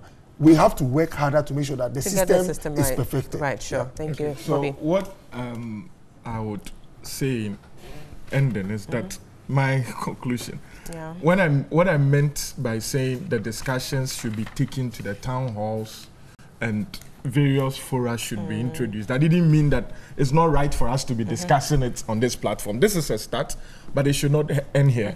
I think, was it late last week or earlier in the week, I saw a news bulletin of the president suggesting that they are thinking of, or there's a possibility of handing over the mission schools back to the missions. I think if the president will be bold to implement this, it will take a lot of stress from the government, because then what it will mean is that the Anglican school, which founded at Isadel College, for instance, will now be responsible for the school, and because it's a interdenominational something, it will be a sort of a good competition to make sure that Presec, which is Presbyterian, will churn out quality students. The Catholic schools, St. Augustine, St. Peter's, will churn out Catholic students, quality students, and it would apply for each denomination that is ready to. But yes, it may take the burden off government, but it's still going back to the parents, isn't it? But that is what I'm saying. Still would have to bear. If this government should extend or to expand the discussions for the free SHS and means to alleviate the stress that is obvious on not only the government but ordinary people like Openyi Jantwe and his Baba, then they should expand these discussions to include some of these solutions. And that's why the voluntary fund is coming in, which would help. And it will help. If the voluntary fund and the discussion to release these schools back to the mission schools, it's also, I think, is also a solution that can be looked at and explored so that it will take away some of these burdens. Very well. Just one point. 30 seconds. Just one point. 30 seconds. The responsibility is not only on government. Responsibility is on the Ghanaian. The fact that there's free HHS does not mean that you go and have 6-8 children. That is another whole conversation. We should do something about it, because once this position, this situation normalizes, you can't say that because the free HHS, I'm opening up the floodgates, I have 10 children. Very well. It's not responsible. That is for that responsibility another day. It's not another day. No, it's part and parcel of it. We are pointing at free SHS. 3 fingers are pointing at us. Means we have the responsibility. So you should watch it. Thank you very much. We've done 2 hours on this topic. It's worth it. Definitely. Definitely. I'll take some messages and then we go on to look at Cocoa Roads. What's happening with Cocoa Board now? This one is coming in from Joe. He says, Abna, the government doesn't want to accept that there are challenges, so let's hammer it more. I'm a teacher, and trust me, you will never allow your child to experience this. Students sleep in pairs. Good morning. I would like to draw your attention to our school, which was, okay, I read this earlier. That's the Alum-Dat Islamic Primary School in Tamale Metro. We will probably look into that. Abna, good morning to you and your panelists. It is time we told the NDC that it's bent on sabotaging the laudable free SHS policy. Well, Mr. Damfia Mokpo has said that it's not about sabotaging, it's just to get the government to implement the policy right. Bawas in Site 12 in Tema says, I don't get the NDC and what they are looking in the free SHS. All the NDC is doing is trying to paint the flagship program of the NPP black. Why are we doing this to ourselves? They did same with NHIS and today we're enjoying it. Please, the NDC should give us a break. Hosni Mubarak says, good morning. I think free SHS with some challenges is far better than having most of our youth uneducated and subjected into labor on our streets. The policy shall be improved going forward since certain flaws have been identified. Joe says, please investigate the buffer stock. You pay 500 Ghana cedis to register without receipt and 1,000 Ghana cedis for school allocation. I'm not sure what that is about, but it's worth looking into. Thanks for that. Good morning, and good morning to your viewers across the world. The introduction of the free SHS for me is a way of sharing the national cake. It is better for us to direct all our resources into free SHS rather than putting them into the hands of few individuals. Do we as Ghanaians prefer our children selling dog chains by the roadside or in school? I am for free SHS. I am for Alaji. He says, I am for Mother Ghana. That is in Zion. Why? Let me take the last message before we go for break.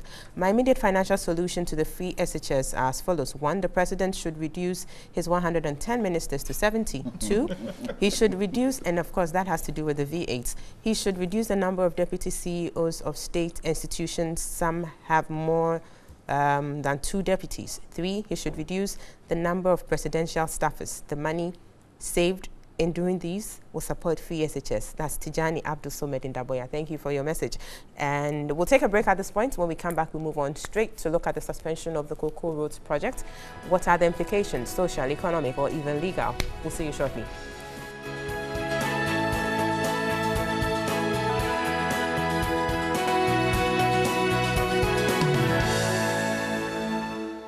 Welcome back. You're watching and listening to NewDay Saturday Edition live on TV3, also live on 3FM 92.7. And we are live online around the world on 3news.com, also on our Facebook page, TV3 Ghana. We'll be moving on to look at the suspension of Cocoa Roads project and what the implications are for us as a country. I will quickly, let me start with Mr. Jantua on this issue. The Cocoa Roads project launched, if you like, in 2015, supposed to be carried out or implemented over a 5-year period to 2020. And that was obviously done under the Eswal administration. Now, in July this year, we were told that it's been suspended because an interim audit that they had conducted revealed some discrepancies there, and the discrepancies there largely got to do with the fact that there were allegations of overpriced or inflated contract prices, and then also allegations that some roads are non-existent, i.e. ghost roads and all of that. So their idea is to have the project suspended pending the outcome of a more comprehensive audit. Now, moving forward, what are we to expect from this? What really, look is that? I don't understand it. Why don't I understand it? Cocoa is a main source of revenue for this country. You have done an audit. You have seen there are some infractions with the audit you've done. You want to do a deeper audit. Should it stop the roads? I heard quite recently that quite a quantum of cocoa was stuck in the growing areas. And we've just finished talking about SHS and where we'll find the money to do SHS. If this is going to bring more revenue into the economy, why stop the roads? because definitely it's going to cause problems for transporting cocoa from one section to the other. And you see, I heard Honorable Dr. Okoboy indicate that if you have to even put the money in free SHS and others will suffer, it's okay. It could be okay, but look, this is a typical example of having a priority area in railway and having problems with roads today. If we had money to put in the railway, will we have this problem? We won't have this problem. And so, looking at, the way we are handling the finances of this country in terms of our natural resources, the basis of being able to get the revenue into the economy, it's not a question of closing the roads. I would have thought that he would come and he would itemize for every Ghanaian to see what the situation is. So we did an audit, this road, this is what we have found. Leave it open for everybody to discuss. You haven't given us the details of your audit. You haven't told us what you found. You just generally made a comment with regards to what you see it is, and then you said we are closing the roads. I don't think that is the right way to handle this particular issue. Because what is now going to happen is that you're going to now have a situation where there could be even some delayed payments that the contractors who are on the road would have to be paid once you now find that you've been able to outline or analyze what the situation is and ask them to go back to do the roads. I mean, let's be very, very, very strategic in a lot of the things we do in this country. For me, have an open system, a transparent system, where you pinpoint, if you say the members of the previous government inflated the road cost, show us what they inflated. So you think they should perhaps wait for the outcome of the comprehensive audit? They're just currently ongoing. They've done one, haven't they? They said that was an interim one. Well, let us see the results of the interim one. And let Ghanaians judge whether those roads should be closed. Government is not a situation where the government is sitting at one place and the people are sitting at one place. It is the people who have put the government in place. And so whatever happens, the people should know. Very well. Give them the chance to be able to analyze what you have found, and we take it on. Let me turn to Dr. Okoboy here for his, the position. And you give me a chance to come back again. Yes, sure. Definitely. On this, to see exactly what the Cocoa Board is seeking to achieve with this. And again, how long is this comprehensive audit going to take? Because it has implications for, in terms of economics. Variations are likely to come up, variations in the contract price, cost of goods or the raw materials, whatever. We are likely to encounter some of these problems. What is the Cocoa Board seeking to achieve ultimately at the end of this? In managing a country, your needs and wants are always huge compared to your resources. Ghana today can sign an agreement and get an investor to build 100,000 homes, 500,000 homes, and within 1 year, resolve all our housing deficit. But at a cost, because of the facility you are going to get, it can throw your economy out of gear and you become nearly a failed state. Yet you've solved all the problem in the housing sector. What am I trying to say? You have access to a lot of facilities, but you look at what you earn as a country, your revenue, your income, and then it determines your expenditure. One key reason why the economy was in trouble, and for which reason a lot of Ghanaians voted out the NDC, is that they run into huge debts. They went for facilities. Our debt stock increased so much. It was 73.3% of the GDP. And the government had to do three things: increase taxes, do central bank financing, as in print more money, the CD goes down, or borrow from the banks. Now, when you go to the bank, the interest rates were on the roof. Businessmen could not go for money. This is what you do when you give out contracts to contractors when you don't have the money to pay them. The NDC themselves budgeted for 1.6 billion for cocoa roads. You know what they did? They gave out contracts at the tune of 5.1 billion Ghana cedis, 3.5 billion in excess. What is your problem? We know you have a deficit as a government. Do you fix all your roads when you don't have the money in a year? No economist will tell you to do that. You get into trouble. So I'm coming. What we are doing is that paragraph 533 of this 2018 budget, Mr. Speaker, in 2018, the Ministry of Roads and Highways 533 will undertake 11,900 kilometers of roads, 22,500, 6,500. The first one is for trunk roads, 11,900. Feeder is 22,000 and urban is 6,500. What I'm trying to say is that we have not gone to sleep when it comes to roads in the country, including cocoa roads. Routine maintenance, urban roads where we have to do pothole patching, construction of new roads. Just 3 days ago, I was in Kwabenya. They are constructing. So you mean roads. even with the suspension now, they're Good. still working? So you are going to award contracts to new people? No, you don't get it. The suspension is for contracts that have been given out. The 230 or so in number? Yes. Contracts that have been given out without the necessary facility not having been arranged or put in place, even mechanisms to pay for are not there. They were just given out. And you know, there is a reason. They were to pre-finance and come for payment later. And when you look at the contracts, some were smartest-like in nature. But these are all.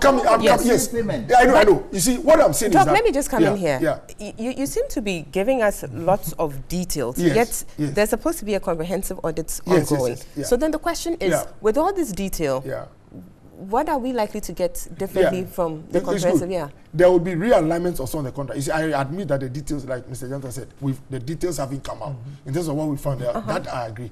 But what was found in the audit was enough to put a halt now on the contracts in terms of those contractors who would have gone ahead to do it, and we ought to pay the commitment. Like I said, I've given you thousands of kilometers. It does not mean every road which was captured under them would be left untouched. Roads are going to be, still addressed.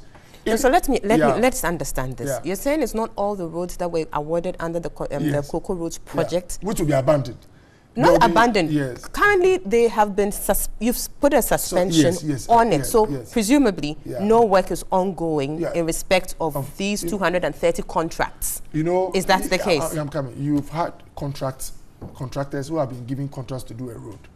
When you go through the award process, you realize that they were not even done in compliance with the Public Procurement Authority. So such a contract, all those been given out before we came, is not valid. We are going to go through and make sure that they are done the right way. That's why they are saying that we've put a hold on them. And you see, it does not mean that forever or terminally those roads have been forsaken. I've told you in the contract and the budget, we've allotted over 500 million Ghana cedis for refurbishment, putting roads, and it includes cocoa roads. The noise being made is that those who were... Please, sorry to be cutting, but I just want us to understand it. It includes cocoa roads, the allocation there. Of course, yes. But is it... Are the 230 here part of that? Because are they? I'm talking about total kilometer. When we have roads, like you said, you have roads which are in a very bad shape. We need our cocoa to be transported. Because a contract has been halted, does not mean those roads will not be maintained. So you're going to re-award to some other person, is that it? It will come out from the audit in terms of recommendations. And but then you've given a figure, you've identified certain... With the total, you have a total kilometer. Yes. That's what has been budgeted for. And you look at needs assessment, depending on the nature of roads, you go ahead. Let me give you a classical example. In Lejokuku, in my constituency, you have a 6-kilometer road called the Teshi Link in front of the Lekma Hospital. This road leads to a referral hospital, the Lekma Hospital. If you have a relative who is pregnant and is referred to the hospital, before they get there, they would have delivered or had an abruptio or a problem. You know why? I've seen certificates, the contract documents from the contractor. He raised a certificate of over 24 million Ghana cedis over the past 2-3 years before we came. He was paid 1 million Ghana cedis, less than 5% of the cost, and the contractor packed and left. You have a government who will tell everybody that, look at the state of this road in Lejokuku. What are you doing? Your government has stopped. We gave it out. It's giving it out the business, the end of the business. You should have a plan of how you are going to pay for. And now we are chasing people everywhere, the minister running around to see how to pay for the money. They are the first to come and tell you we gave all on contract. When you look on the documents, no financing. And this government has two options. Either to be careful to see how to carefully re-engineer and do it within our means, or to just let it go and add on to our debts. And when they add on to our debts, these are the things that happens. You have interest rates flying because government is spending money that is not having. So please, it is a calculated thing. It's a science. When you are spending money, giving a contract, they gave to the tune of 5.1 billion. Can you tell us when this comprehensive audit is likely to be completed? That I admit that as soon as possible, because in fact it is in our interest as a government to let some of these documents, but it's because it is a painstaking job to go through documents of, and you see, I said the government themselves budgeted for 1.6 billion, and just on exiting they gave it to the firm, and this is what breaks our back. The NDC government did not spend only money that was available when they were in power. They collateralized inflows that were going to come in 2017. This is what broke our back. They went for a loan of 1.5 billion Ghana cedis from UBA. All inflows from the rotos into the energy sector levies, the one for road sector, all UBA takes them till we enter. I think it will end in 2018. So even ahead of them, they collateralize the monies. And they are the same people that we gave it out of the country. It's true. But we have a choice whether to manage this economy so that things don't go out and re-engineer or end up. And this is the fact you must know. 1 kilometer of asphaltic road during Kufuor's 8 years costed an average of $480,000. In their time, it cost $1.5 million. You can build a road, but the question is that at what cost? And so they have more money, but they build fewer roads. And what are you suggesting by that? I mean, these are two different periods. Yes. So and then that's what I'm trying to tell you, is that even the contracts they gave, if someone has a history of paying more, close to double what standard can be used for, it is your interest to check. The Smarties, I always mention Smarties because that one day the government themselves admitted that they paid over 500% more than was required to brand the buses. This is Smarties like the contracts we are looking at. So ultimately, there's a scenario where some of these contracts will be terminated. Oh, I've said it in plain terms that on the surface you see them as contracts which is meant for good, but the financial implications on the economy, it throws the economy out of gear. So a prudent economist or president looks at it and sees how to get out gradually. That is what we are trying to do. Very well. Bobby, let me come to you. What do you make of this? Let us know the legal implications that are likely to come up. I would speak from a position where I have clients who are contractors, and they were supposed to be doing government jobs. Some of these things, both in the NDC and the NPP government, result in two major things. These contractors go for loans from banks to do jobs. The security of payment or the guarantee are the proceeds from these contracts. Doc, I can tell you on authority that these 230 contracts that have been awarded, none of the contractors has been written a formal letter that we are suspending it. They hear it in the news. You raise certificate, you go, highways is supposed to minute or set approve, then you take it to the paying authority. Highways will tell you, oh, there's a ban on it. Meanwhile, the contractor's interest at the bank that he's taking the loan from is still skyrocketing. And the legal authority is that if you go and take a loan from a bank and you say you are securing it with a payment from government and government does not pay, the bank will still have a right of judgment against you. So a lot of these contractors have judgment debts hanging on their head, and they can't sue government because that will mean you are blacklisting yourself from government contracts. The moment have you heard a contractor, Zina Nelson, suing government before for non-payment of? You'll be blacklisted. So they put their hands between their thighs and they end up selling their properties to pay off these debts. And that is what I'm saying. It's been there. And that's what's happened when you give out contracts for which you've not made finance arrangements for. And you see, the unfortunate thing is that it's presumed that those who benefit from these allegedly over-bloated contracts are apparatchiks of the government that awards them. Now, I was listening to Doc Okuboy very carefully. I've seen the budget statement on this.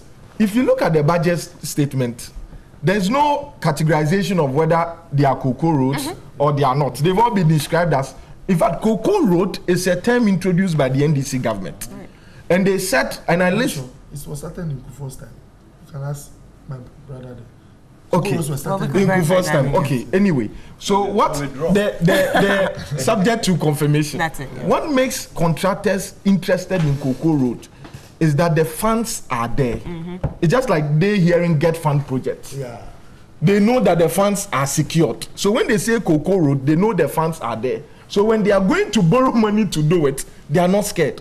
Now, if they have been suspended, what it means that there are certificates that will be outstanding. But like you said, the likelihood is that they haven't even been formally communicated. Yes, I can tell you. But you said the money is, I've told you, they budgeted for 1.6 billion and gave out contracts at the tune of 5.1 billion. I'm coming to the legal implication. So the government awards a contract when he knows it does not have the money to. The contractor, is not his responsibility to check whether the government has money or not. He goes to take a loan to come and execute the job. He's raised a certificate for phase 1. He's supposed to be paid. He's told that, wait, remember the contractor employs people. Right. But that is fraudulent on behalf of the government. No, but what I'm saying is that the contractor, there's a bit. If we go by what Dr. Oko is saying, then it's fraudulent. No, Why do you give out a contract when you know that you see, we are waiting, we are still waiting for the details of the audit. Yeah. If we had the details here, according to what Dr. we would have been able to speak to it, but I will not be surprised. I will not be surprised because there's historical antecedent. Because there's a historical antecedent. My only problem or my only advice is that this current government would have a way of terminating, or he used the word re-engineering this, and I believe they will do that, and not to victimize the contractors on political lines. Because what it will mean is that if the contracts are terminated without any basis, then it will end up being, okay, because it was awarded by the NDC, to you are presumed to be an NDC man. Then it will be awarded to somebody else who would also be presumed to be an MPP man. And the cycle never breaks. But what I don't understand is, why should the contractor be blacklisted because he's fighting for what is his right? Why? Why should we discuss that exactly. But let Bobby learn. Let me provide the answer. You know, in the Smarties case, in fact, the lawyer for Smarties said that looking at the contracts, they are not breached anything. They did not. It's not compulsory for them to pay back monies. But looking at the future engagements they are anticipating with government, they'll still go ahead and pay. That should tell you why they are not able to go to court. But Bobby, please wrap up for me so we take a break. It's wrong. Yeah, I agree with you. This is the reality. So let you know they make compromises. Wrong. As much as we are all waiting to clear that, it is wrong. Right. Bobby's wrapping up. We are all waiting for the complete audit report, and I'll be particularly interested because I have clients who are contractors and they do a lot of these roads. Yeah. I urge the government. I have a cocoa farm too, so I'm interested. I urge the government to go about this in such a way that people will not feel victimized, and then people will not feel that they've been shortchanged only because they were beneficiaries of a contract which was awarded by the former government. Great. We need to take a break at this point. We will be back shortly to take the perspectives of the other panelists. You're watching NewDay, Saturday Edition. We'll be right back.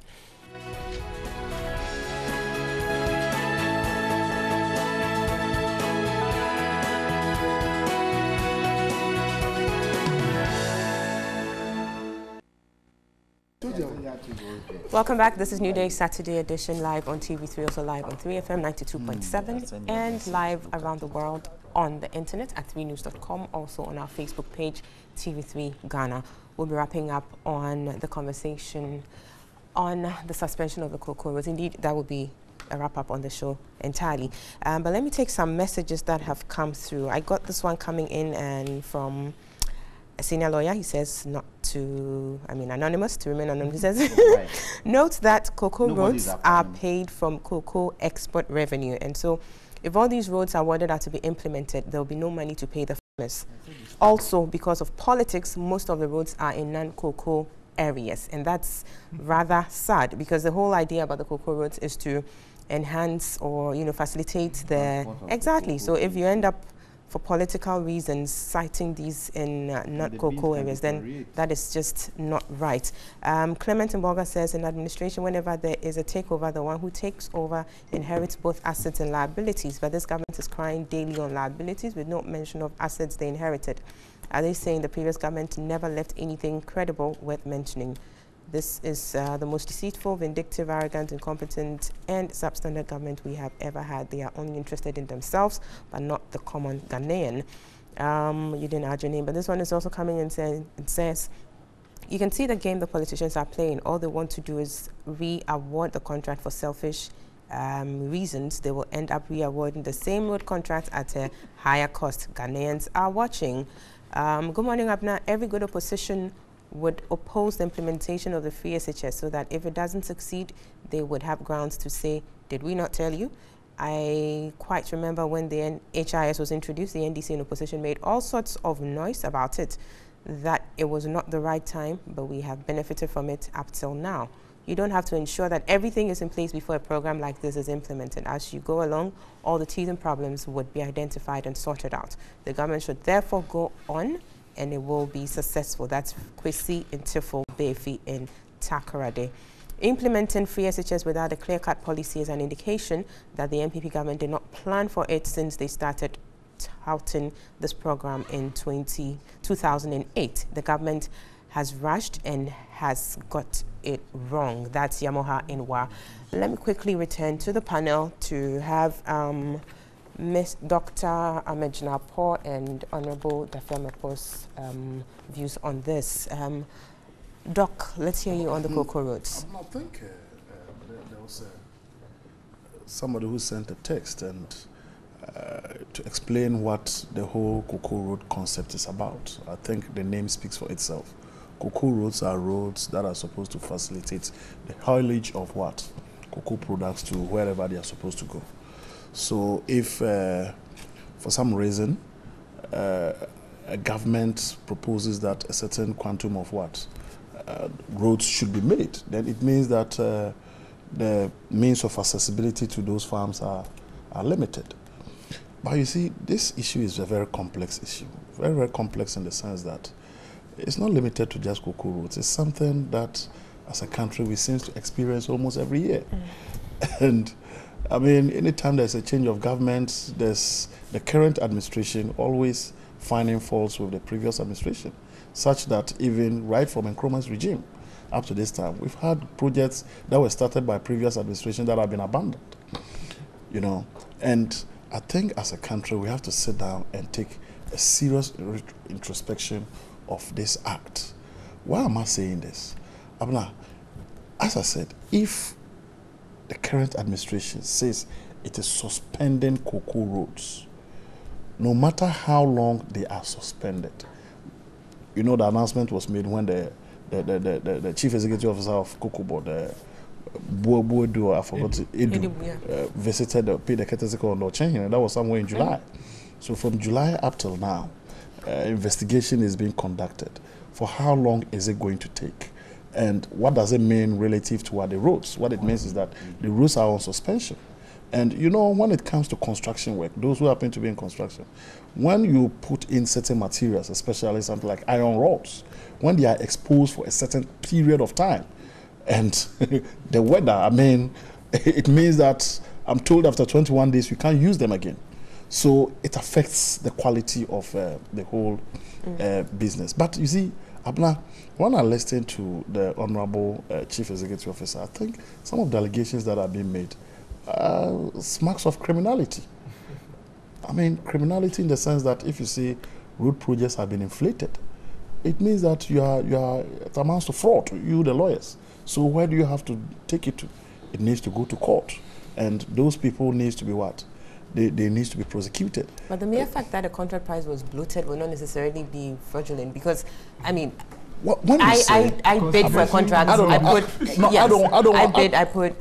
don't but want. If there's I don't want proof that there was some conspiracy between. Yeah, that is it. Yeah, then so if exactly. Yes, so if you say this thing is supposed to cost 100 Ghana, then you say it's 500 Ghana, with the aim of more or less getting a cut, then it amounts to criminality. Causing financial, whatever it is. But so I think, look, I think most of these things, it boils down to the issue of trust and mistrust.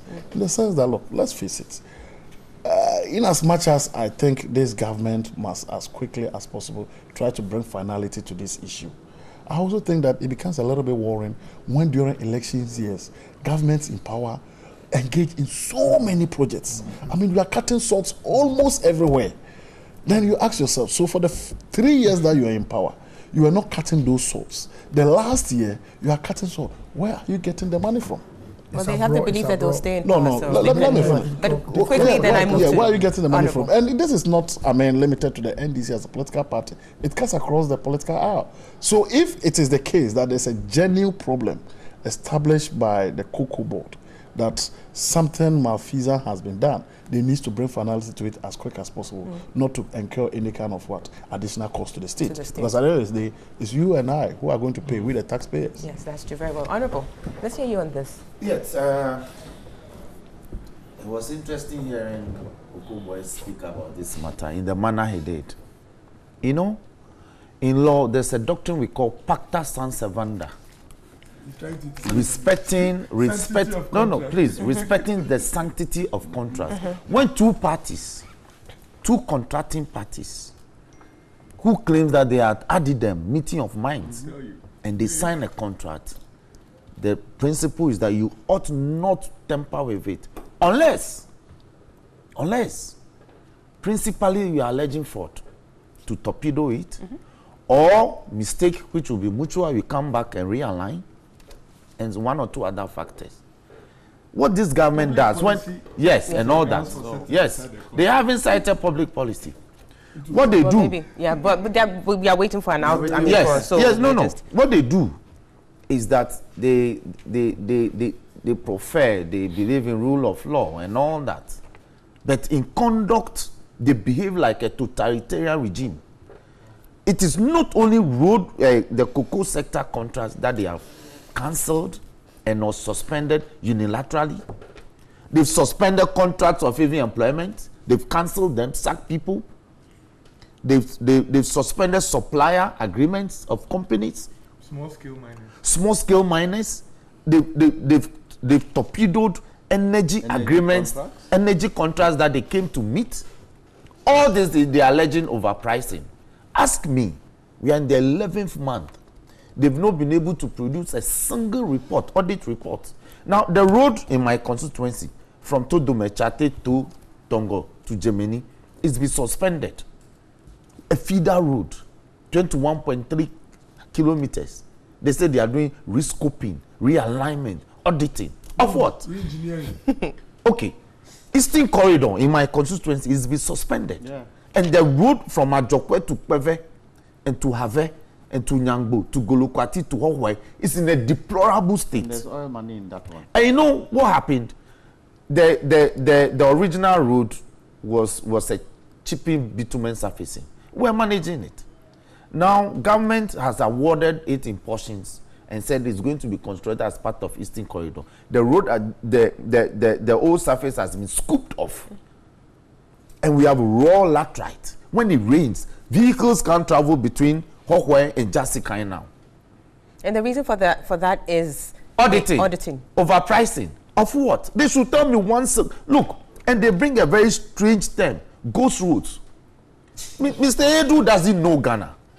When you travel from Imprice to Bipong, Asaka, and you are supposed to go to Esikem, and Esikem is a cocoa growing area in the Kwawu area, and you don't know, and that has been awarded under Cocoa Road, then you say it's a strange area. Meanwhile, you don't know that Esikem is a cocoa producing area in Kwawu. When you go to Ayoma in Lolobi, and you travel along that stretch from Ayoma to New Ayoma all the way to the Togo border, they produce cocoa. And you don't know it's been awarded, and you say it's a strange road. Ghost roads. How can roads be ghost? They are just employing phraseologies to bastardize. That they are non-existent. How can it not be? You don't know the that town. They are non-existent. No, Abner, they don't know the town. Go do an assessment. Go onto the ground and determine whether the area that is being mentioned, whether the community. Are you suggesting that there are interim audits that suggested that they are using? Where did you hear ghost roads from? Wait for the report. They are saying, where is the report? Have you cited the report? How can an interim report take almost a year? Then how long would the permanent report take? No, it's actually the comprehensive they say they are doing. The interim report or audit is what informed the decision to Have suspend. you seen the interim report? It will come. They should tell us. It's a public document. They are relying on it heavily. Available. So they should make it available. Now, 3. Look. We have 1 moment. Oh, please. Look. If, like it's already been stated, if these roads will have to be re-awarded, it will incur more cost because because the base surface, some of the roads construction has begun. The base are eroding, like the Eastern Corridor. All the base that they applied, and that's why they need to complete whatever. How long will it take you to do variations this? How long will it take you to do this? How long? Now they say that cocoa roads have been taken to strange places. Who says that cocoa clinic in Carnation here? Carnation is a cocoa growing area. Who says? Or the guest house, the cocoa guest house in Tema is a cocoa growing area. So they shouldn't say those things. If it is befitting that you use you extend the route to some areas, sometimes you go through one area that is not a cocoa growing area to get to a cocoa growing area. So you do the road in a cocoa growing area, then you come here, you drive on a rough route to Accra. Is that what they are saying? They technically speaking, every road will be a cocoa road because we are connected everywhere. Certainly so. So they shouldn't say that cocoa roads have been taken to strange places. In any case, which area is a strange place? No, but why would we then distinguish between regular roads and cocoa roads? It is just the concentration. Please, it is just the concentration and the application of the funding. That mainly, the funding will be applying to roads that will be constructed in cocoa growing areas. Communities, exactly. It is not that it should be exclusive to only cocoa growing areas. It is just the concentration. And Kufuor began it. Look, he says that we didn't make funding. We didn't make funding available. Who told him that? Where did he hear that? We made projections. Kufuor left the gang of 4 roads. Have you ever heard of that? Sofo line, Medina Denta, Achimota to Ofanko, and which other one? Let me see. The one you cried on for 4 or 5 years. You understand? They didn't leave any funding or back profits. I must ensure that they were completed. He sourced for funding. So instead of looking for funding to complete this route, you bastardize the previous government, and yet you can't even justify the bastardization. And you are allowing communities to be cut off from being assessed. And you sit here and say that you are risk-scoping, engineering. That's unacceptable. On that spirited note, we say we wrap up on the conversation today. This is all the time we have for today's conversation. But thank you so much for today's. Thank you so much for making a date with us today. And indeed, yes, Doc, we need to send our condolences out there to Kaba. Yes, we share your pain and we pray for God's comforting, to be with you as you go through these trying times. But we will be back same time next week. But before then, let me say a big thank you to our panelists, Dr. Ahmed Jinapo, Dr. Bernard Okoboy, Mr. Bobby Banson, Mr. Kwame Jantwa, and the Honorable Roxanne Nelson Dafiamopo. Thank you so much for spending your Saturday morning with us. We'll see you next week. Bye-bye.